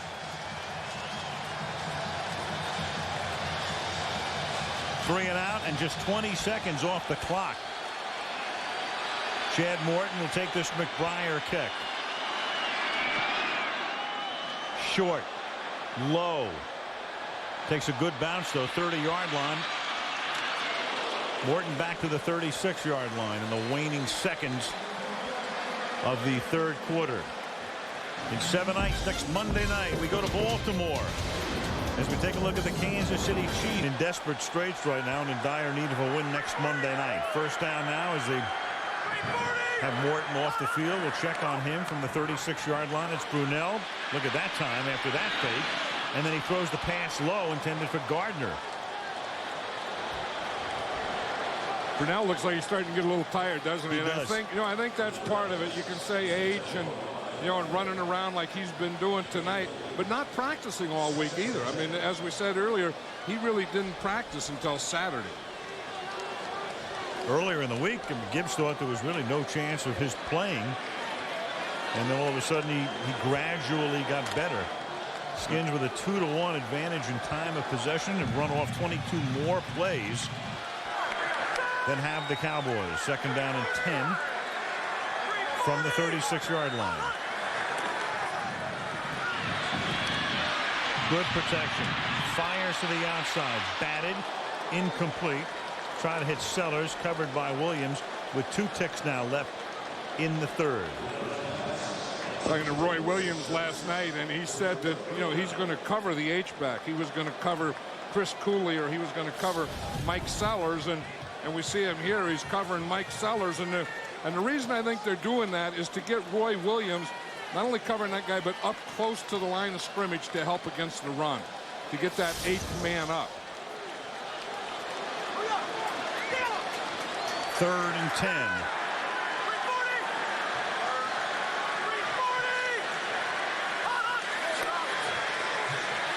All-out blitz, but a good job of blocking, and then it's tipped and it's incomplete on what will be the final play. Tony Dixon tipped it.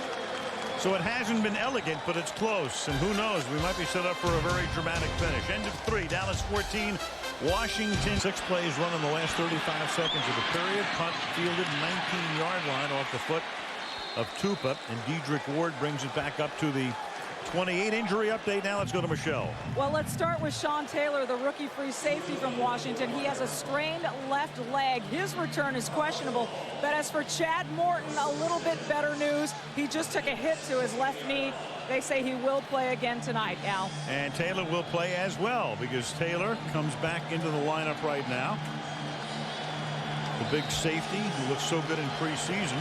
I think Chad Morton got hit in the whole left body. Yeah. 4 different ways. There he is. 1st and 10, ball at the 28-yard line. Eddie George back in the lineup.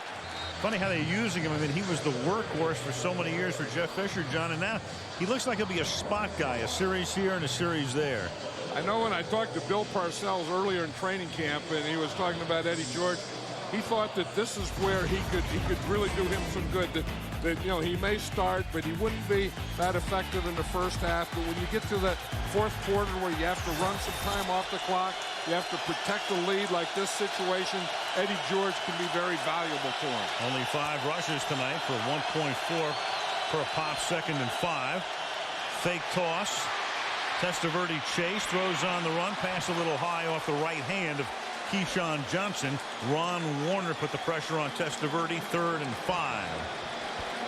It was good by Ron Warner to keep putting the pressure on Testaverde as he was rolling out here to this side, because he made him keep going and not be able to get set to throw this. Watch, it's a bootleg. Warner is coming here. Keep chasing, keep chasing, keep chasing. And because he did keep chasing, Testaverde couldn't get set. Sprinting and trying to throw. 3rd and 5. Nobody in the backfield.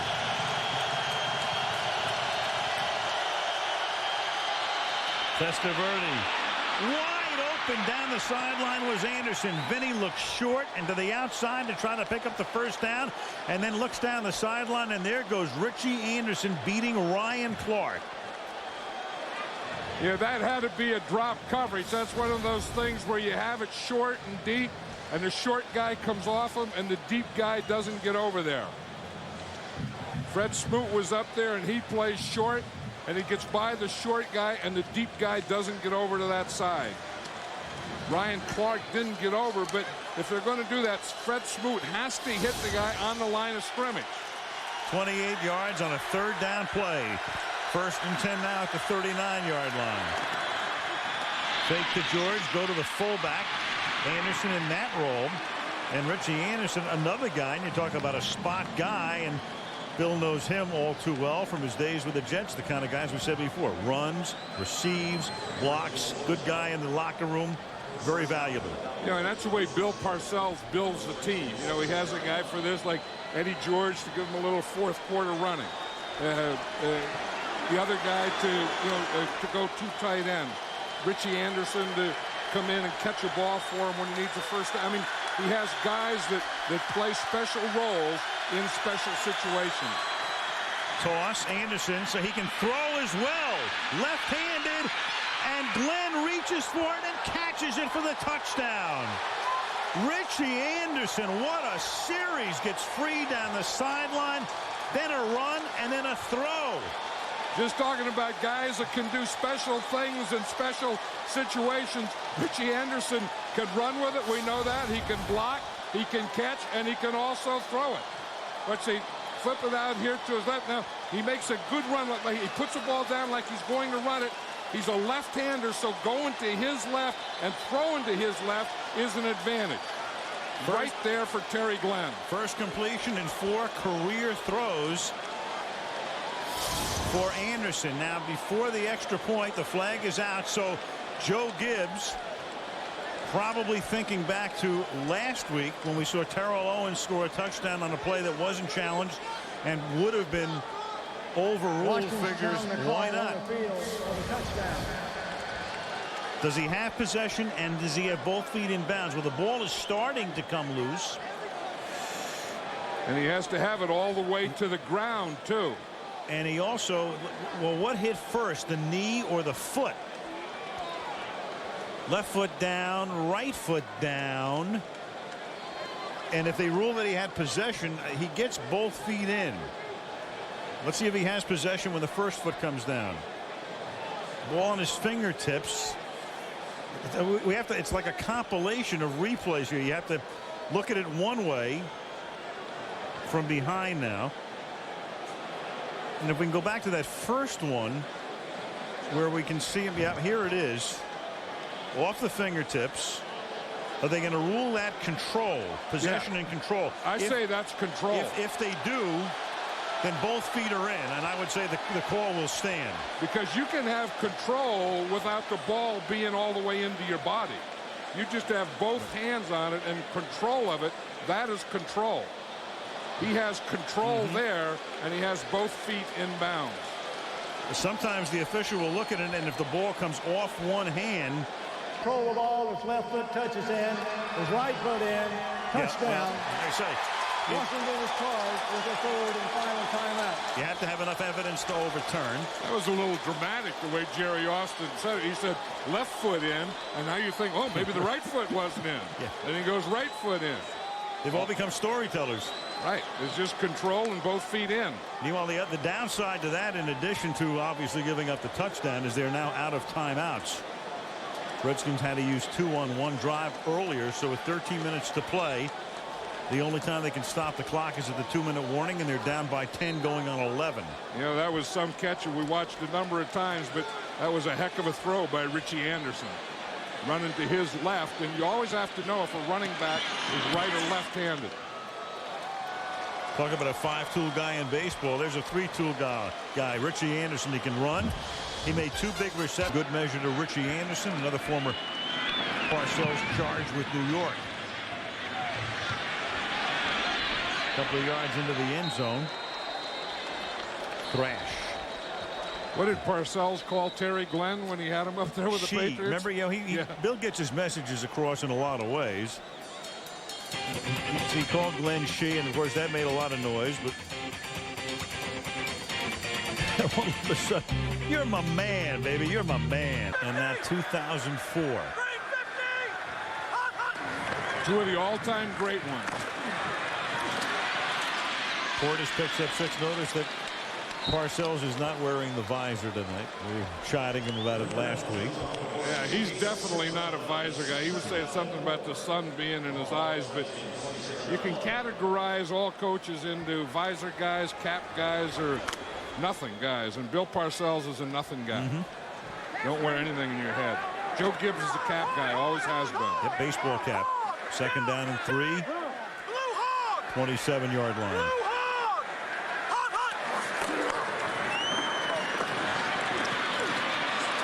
Portis fighting and does get the first.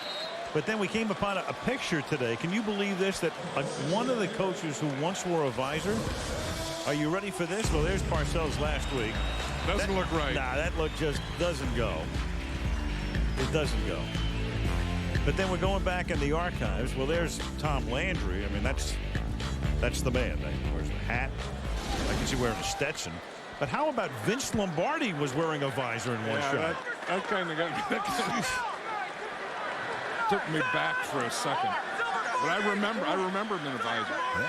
1st and 10, ball at the 31. Brunell throws, and it's caught by Rod Gardner. Inbounds to the 44-yard line.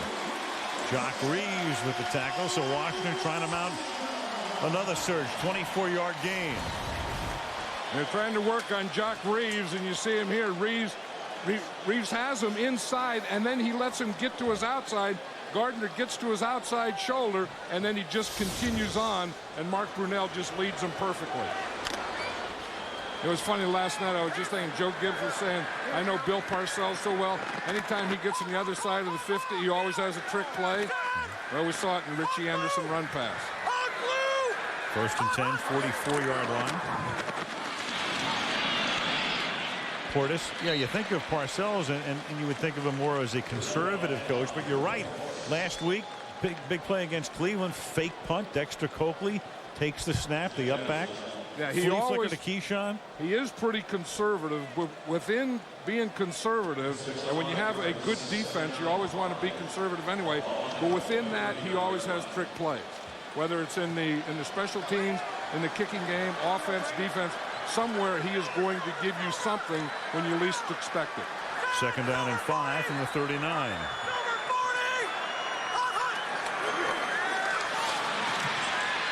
Brunell for the end zone and through the hands of Gardner. Rob Gardner is there looking for a flag, saying, look, my shirt's down. You see my shoulder pad. Terrence Newman grabbed it. Where's the flag? He has pretty good evidence there. Here's Gardner out here, and you see him on Newman. Now, again, everyone likes to give Newman a little something and then go after him.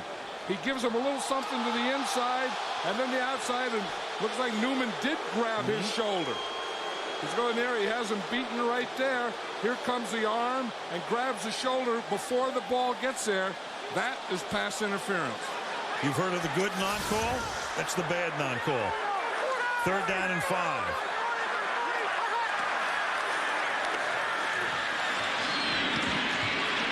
And it's Coles tackled just about at the 1st down marker by Newman, and that is a 1st down at the 34-yard line. You know, Terrence Newman is one of those guys that is always going to jump anytime you stop, anytime you start to make a first move, and that's how you get beyond him. And you watch that left hand right there in his shoulder pad of Rod Gardner. And the ball was in the air. The ball hadn't gotten there yet. That's a definition of pass interference. Grabbing the shoulder before the ball gets there. Washington has now been burned twice on a pass interference call against them and a non-call on that one. 1st and 10. And Mark throws it into the bench. Well, Marcellus Wiley was right there, and he had to throw it away. He had a choice: either throw the ball away, which you can do once you're outside the tackle box. He either had to do that or just run out of bounds. And, of course, wisely, he threw that ball up. Bill Parcells knows how to close out a game. Look at that. And this is the situation here. The only loss for Parcells that won in the 84-1 against the Cleveland Browns in 1985 when he had a 12-point lead. That's the only one in 85 games. Because he always does it with a solid defense and then go to a running game late in the game when you have the lead. 2nd and 10. Oh, and Brunell gets smacked. The ball is loose. Scramble at the 50-yard line. Tony Dixon caused the fumble, but Washington recovers it. Tony Dixon came blitzing. Clinton Portis got back there to cover up on the football and keep possession for Washington after a big loss. Tony Dixon comes on a delayed blitz. He's not up there. He doesn't show it. He lets the pass protection develop, and then boom, he comes right there. And I think Mark Brunell was trying to do a pump fake. He was going to pump fake and then come back and throw the ball. You see the pump? The minute he gets through with that pump, there was Tony Dixon right there. That was a boom with all capitals. I mean, some have lowercase O-O-M. That all caps. With a bunch of O's in between the B and the M. 3rd and 26 after a 16-yard loss. And Brunell goes down again in the arms of Greg Ellis. We talked about Ellis before on Monday night. 2 sacks tonight. When the lights come on, Mr. Ellis amps it up. Yeah, Ray Brown, we talked about the 41-year-old right tackle. You're going to see him right here. Ellis just gets right on his outside shoulder, then gets even with the shoulder, and then gets beyond it. I'll tell you, but the big one was that Tony Dixon blitz. You know, that we say that Parcells always has a surprise. That was a defensive surprise. So it was 4th and 32 on this punt, which Dedrick Ward runs back to the 15-yard line. 7:47 remaining in the 4th quarter. With the Dallas Cowboys on top of the Washington Redskins 21-10.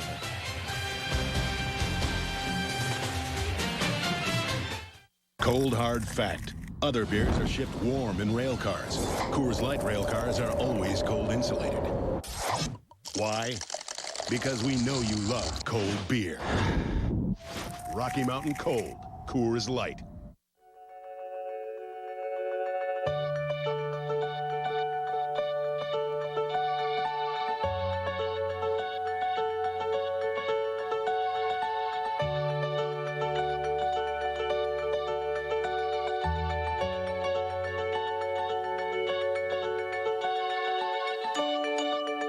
The Sharp Aquas Liquid Crystal Television.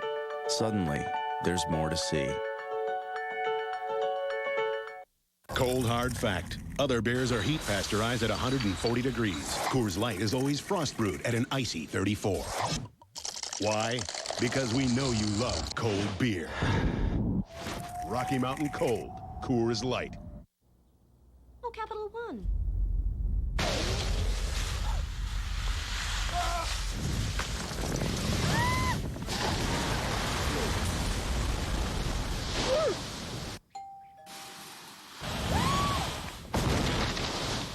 Check your mail for the Capital One No Hassle Island giveaway.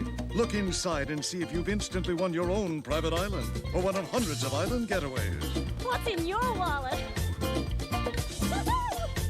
Mayday, mayday! ABC's Lost is being called the best new drama on TV. If you see anything, he's coming. Right, the #1 best new show. An all-new Lost, Wednesday, 8/7 Central, only on ABC.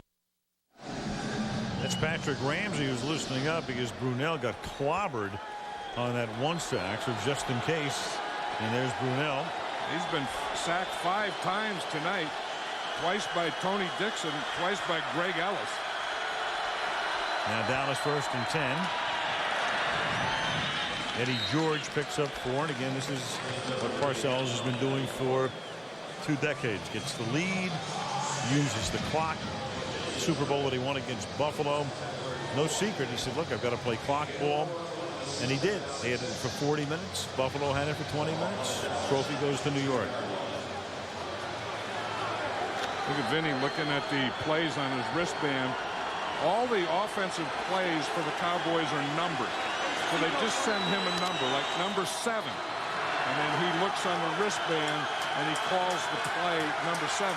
You have to have pretty good eyes. That's what his wristband looks like. Looks like a NASDAQ chart. 2nd down and 6. Up to the 21-yard line goes Eddie George.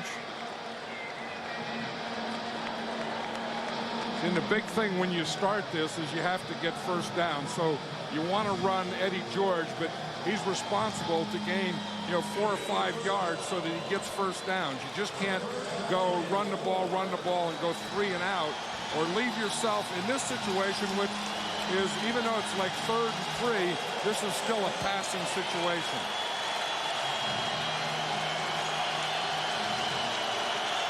George out, Anderson in on 3rd down. Long 3, short 4 from the 22-yard line. And Vinny goes to Darian Barnes, the fullback, for a first down. Chewing up the clock, eating up some yardage. There's another role player. You need a player, so you put in 2 fullbacks. There's Darian Barnes right here. He's just going like he's going to be the lead blocker, and he just fakes like he's blocking, gets out in the flat, and picks up the first down. Richie Anderson made a good block on that. He was the tailback that time, and they faked to Richie Anderson and just sent Darren Barnes out to the flat. Eddie George back in.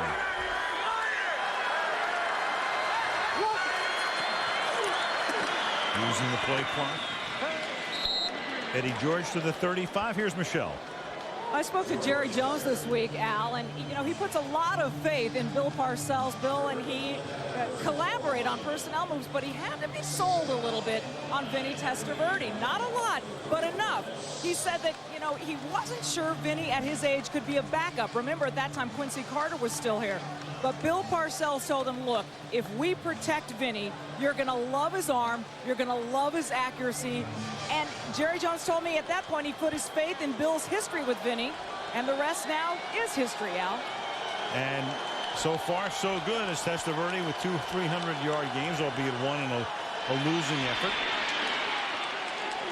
To Keyshawn Johnson, and as we pointed out through the years, when you throw for 300 yards, you're about 50-50, except if you're Brett Favre, when you throw for 300, you're about 2/3. But here's Testaverde, and who would have figured? I mean, you've got Parcells going to Dallas. It looks like he's got Quincy Carter as his quarterback of the future, though he wasn't completely sold on him. You wind up with Testaverde and Eddie George and role players like Richie Anderson. They're going to be 2-1 in all likelihood. And that's coaching, and that's what Bill Parcells does so well. I mean, he gets a guy and he said, here's my guy. Now he's going to do this, and I have another guy for this and another guy for this. And then Vinny Testaverde, just protect him. Don't throw any interceptions. Play strong defense. And this is Dallas Cowboy football. 3rd and 9. And they're forced to kick. The one thing about these owners, you know, Jones is a limelight guy, and I think the people in Dallas, for the most part, have come to appreciate him. And in Washington, it's been a story with Dan Snyder. I mean, just the persona and everything. So he gets a tremendous amount of criticism. But knowing these two guys, we know them quite well. They care very deeply about winning. There's no lip service. Right. They love, love, love to win. And they put their money where their mouth is. You know, with salary cap and all those things, you can't buy every player that's available, but you can buy a coach.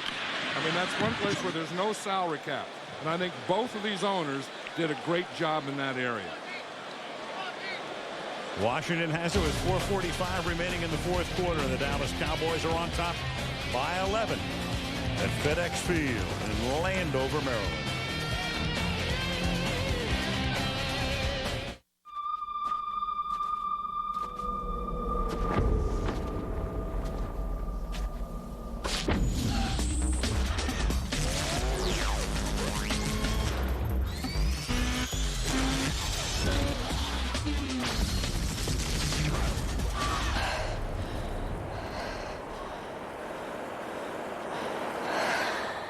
The 265 horsepower Nissan Maxima.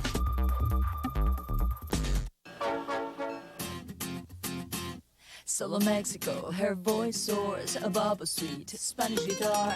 Ana Gabriel like Dr. Pepper, originality made her a star. The taste of Dr. Pepper, the taste of originality, salutes individuality, and gives life a personality. Be you, do what you do. Be you, nothing's better, Dr. Pepper. So I have NFL Sunday Ticket? Yep, you get up to 200 NFL games. And you get DirecTV's best programming package for 4 months free. 4 months free? Am I dreaming? No, sir. Are you sure I'm not dreaming? Because all of a sudden, Carmen Electra's hitting on me, but she's got the body of my old high school gym teacher. Okay, you might be dreaming, but the whole DirecTV thing, that was real. Good. NFL Sunday Ticket only from DirecTV. Sign up now and get DirecTV's best programming package free for 4 months. It's our best offer of the year. You think you know your neighbors, but everyone has a little dirty laundry. I can't believe you tried to kill me. Yes, well, I feel badly about that. Desperate Housewives premieres this Sunday, 9/8 Central, only on ABC.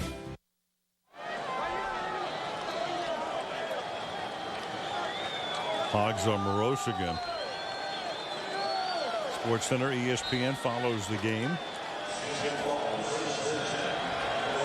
And next week we move to Baltimore for Monday Night Football. Mr. Larry Allen resting up as the defensive unit of the Cowboys goes to work, and Brunell goes to work himself, going deep for Gardner, and Gardner over his shoulder, looking back, makes the catch, and is out of bounds at the 15-yard line. 49-yard catch by Gardner, and you never know whether he's going to drop an easy one or make a terrific catch as he does here. It's on Jock Reeves, but I'll tell you what Rod Gardner does. He leaves himself enough room to the sideline. You don't want to be right up against the sideline, because that's where the quarterback can throw the ball, between where you are and the sideline. He left himself about 3 yards so that Mark Brunell could throw the ball out there. And he stops the clock. The clock stops on a play like that and doesn't get rewound until the snap when you're inside 5 minutes in the 4th quarter. And Brunell stepping away, back of the end zone, caught by Gardner. Just like that, the Washington Redskins are right back in it. And they have to go for 2 here. No They're question. 11 down. They need an 8 and a 3. This is where you go into your 4-minute offense. The Redskins went into their 4-minute offense. Hit a big one to Rod Gardner, and then get out here to the left, still move around, and find them in the end zone. Beautiful job of sidestepping Kenyon Coleman. So 2 plays, 64 yards. Brunell to the Hogs are so happy they're in double time there. To Gardner for the touchdown. I think that touchdown woke him up. Yeah. Al. I'll say. You know, we always talk about a 2-minute offense. There's also a 4-minute offense, and I think the Redskins, being 2 scores down, started their 4-minute offense on this drill, on this series. 2-point conversion, trying to make it a 3-point game. And Brunel throws, and that is caught, and that's a conversion to Taylor Jacobs, who has not caught a pass tonight.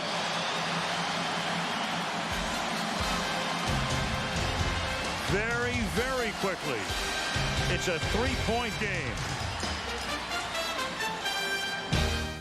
Cold hard fact. Other beers are shipped warm in rail cars. Coors Light rail car. Team Dallas. Twice now Dallas has moved out to 11-point leads, but Washington has now made it a 3-point game. 4:30 remaining in regulation. Dallas has 2 timeouts. Washington has none.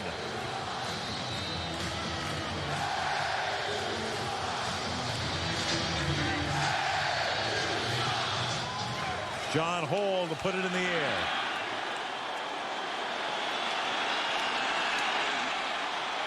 Taken at the 9-yard line. This is Rashard Lee who was back there. Out to the 29-yard line, and back we go to the replay. Well, watch Terrence Newman here. He kind of gives up in the play, and that's what Mark Brunel bought. When he moves around there, Terrence Newman thinks that the play has to be over. And you see him back here, he just stops. And then he tries to go again. Rod Gardner's behind him. It's too late. And look here at the 2-point conversion. 1, 2, 3, 4, 5, 6, 7, 8, 9, 10. The Cowboys only had 10 men on defense. So the last time Dallas had it, they tried to milk the clock. Now it's a different story. Richie Anderson is the running back. And he's taken down after a yard or maybe 2 by Ronaldo Wynn. Well, we talked about Greg Williams and how he likes to use pressure defenses. You know, in these situations right now, on both the 2nd and the 3rd down, he is going to come with pressure. So I think the Cowboys have to think that way. Think of something, a play that would deal with pressure. 2nd down and 10. And just think about getting first downs, because all they need are a couple to take it all the way down to the end, because Dallas right now is in a position where Washington cannot stop the clock. 2nd and 10. A rough handoff as Testaverde and Barnes got too close to each other, and Barnes couldn't escape. Antonio Pierce is there up at the 25-yard line. I would have thought that was a passing down, Al, because it was 2nd and long, and by throwing on 2nd down, you don't have to get the whole 10. Now when you go 3rd and long, now you have to pick up the whole thing. And not only do they run, but they run with Barnes, the fullback, not George, not Anderson, and not Lee. Now the Cowboys have had 11 third downs, and the Redskins have blitzed on 9 of them. I would think big time this is going to be a blitz. 3rd down and 8 at the 30-yard line. And instead they're a little conservative, but the pass is caught, and close to a first down is Dan Campbell, the blocking tight end. They love to throw to Witten. We saw that before for the touchdown. This time the ex-Giant Campbell, very close, and it is a first down, and that's going to take us almost to the 2-minute warning. Yeah, and there's another Bill Parcells role player. You see, he blocks. He's been blocking all night. They expect him to stay in block, and then he just runs that delayed out. See, he just checks to the outside, and he's wide open. Now he just puts his shoulders down to get that first down. One more snap before the 2-minute warning. 1st and 10. Eddie George is the running back. That was Campbell's first catch of the night. Eddie George flagged down, so that will for the moment stop the clock as George takes it up to the 41-yard line. Prior to the snap, ball start. 76 offense, 5 yards. It's still first down. 1st and 15. I was going to say 76. That's Flozell Adams, the left tackle. That official on the line of scrimmage is the guy that calls that. Usually that doesn't happen on a running play. It's usually, you know, you're on the road, the crowd noise, usually on pass protection, not on a running play. 1st down I don't. 15. Flozell Adams didn't move. Someone else might have moved if that wasn't Flozell Adams.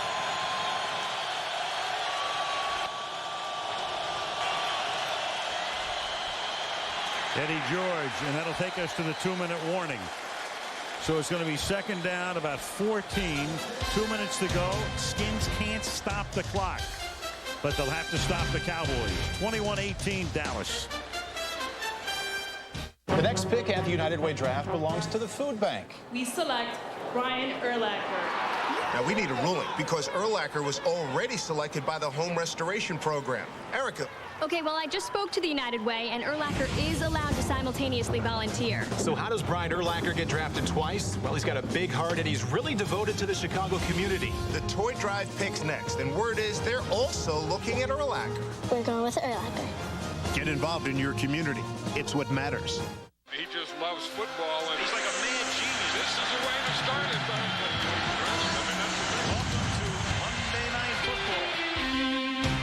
Monday Night Football. Chiefs, Ravens, next Monday, 9 Eastern on ABC. ABC's Monday Night Football being brought to you by Rocky Mountain Cold Coors Light, the official beer sponsor of the NFL. DirecTV, NFL Sunday Ticket on DirecTV. Visit your local retailer for details.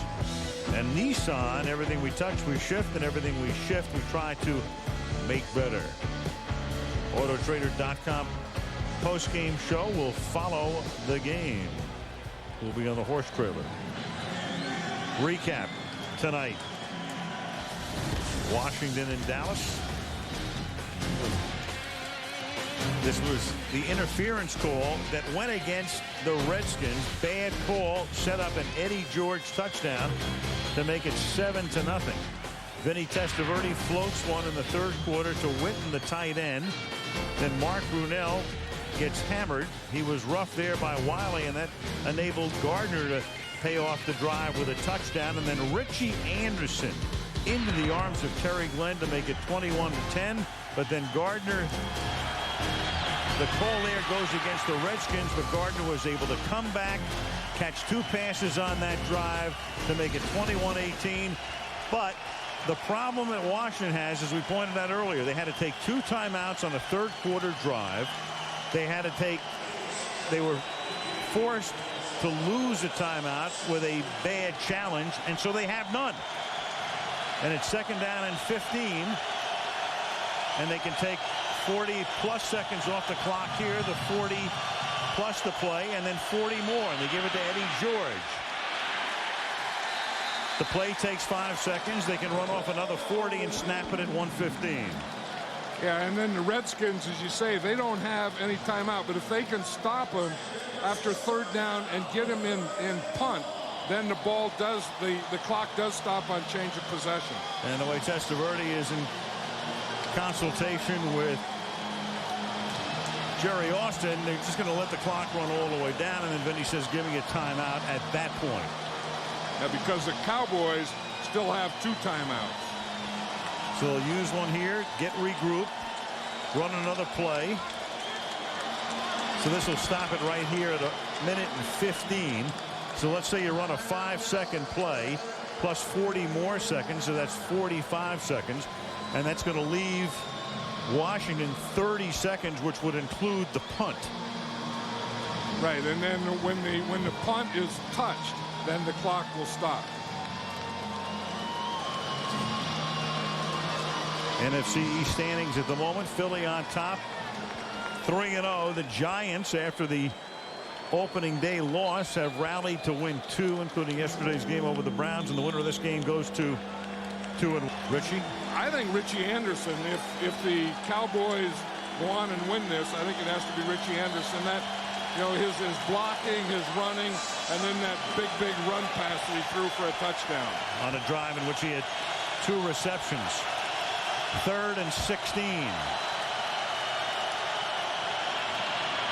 George conservatively up to the 38. Now they can let this, that took about 6 seconds, and run this all the way down again. Take a timeout if they choose, and that's what Testaverde is going to do. Again, he stands there with Austin, and he says, just stop it. before the play clock runs out. We'll take our final timeout. We'll put the ball in the air. And what Washington's going to really need is a real good run back, which they may not even have the opportunity to get if Dallas with McBriar can punt it out of bounds. That's why, you look in the first, in the third quarter, in the fourth quarter, early in the fourth quarter, and you see a timeout and you think it's just an innocent thing. But boy, when you get in this situation, aren't they important? Huge. The first half, it really doesn't matter, but in the second half, it's tremendous. And the downside to a bad challenge, or a challenge with your heart instead of your eyes, which Washington did, was you lose the timeout. What do you think Daniel Snyder would have paid for 3 timeouts now? A king's ransom. We were talking about Bill Parcells and role players and what he wanted Eddie George for. And the other thing about it, he doesn't fumble. So in these situations, you want to hand it to a guy that you know is not going to fumble it.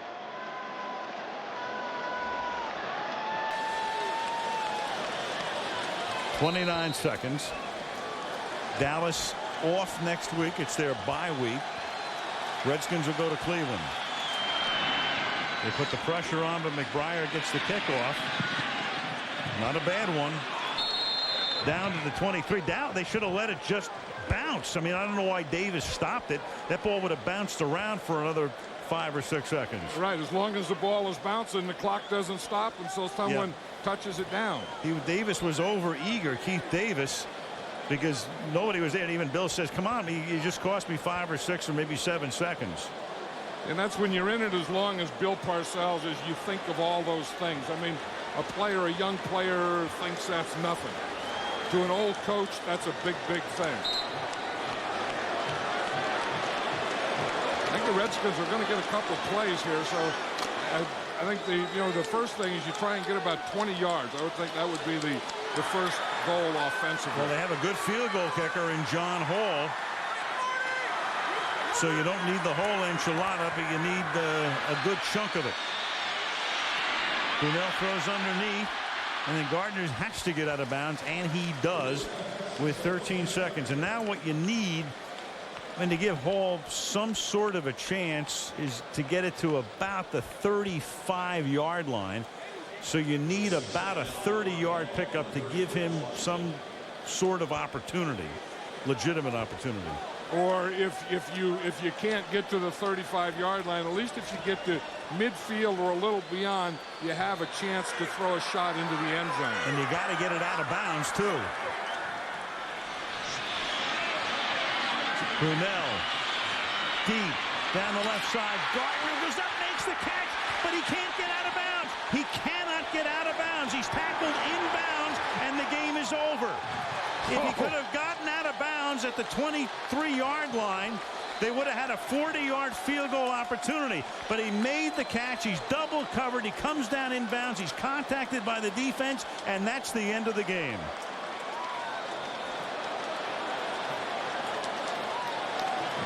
As we said before, not elegant, but a pretty good ball game. Rod Gardner has made, so he pushed off a little there, but he has made some great catches here tonight. And he just couldn't get out of bounds. He couldn't get control so that he could get both feet down and then get out of bounds. Williams almost helped him out of bounds. There's Reeves, and then Williams pops him toward the sideline, but inbounds. He couldn't get out. It's a 46-yard gain, and for want of a timeout.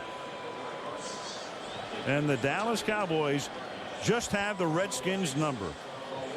13 of the last 14 meetings won by the Cowboys. The Autotrader.com postgame show comes up next as Dallas beats Washington 21-18.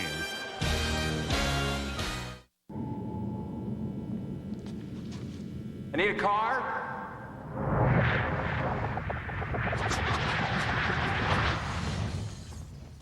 No, a convertible, a red one with under 15,000 miles.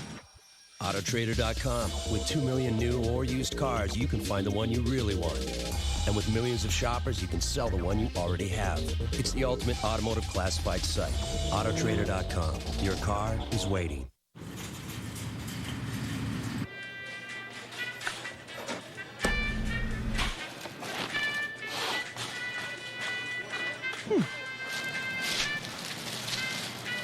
No. This one here, yeah. Thanks. Honey Nut Cheerios. When you want something that tastes great and can help lower cholesterol, the choice is obvious. Yeah, that's the one. Thanks. Honey Nut Cheerios. Be happy, be healthy. Cat Stevens, once a pop star, but now he's Yusuf Islam, and our government thinks he's too dangerous to even enter the country. For the first time since being deported, he speaks out to Elizabeth Vargas. He once sang Peace Train. Could he now really be linked with terror? 2020 Friday. Welcome to the Autotrader.com postgame show. Here now, Al Michaels. The Dallas Cowboys come into Washington and win it by a score of 21-18. Eddie George got Dallas on the board early after a bad interference call against the Redskins. Put him at the 1-yard line, made it 7-0. Hall had a field goal to make it 7-3. And then Vinny Testaverde found the tight end Jason Witten in the third quarter to make it a 14-3 game. Rod Gardner had a big night. First of his 2 touchdown catches there to make it 14-10.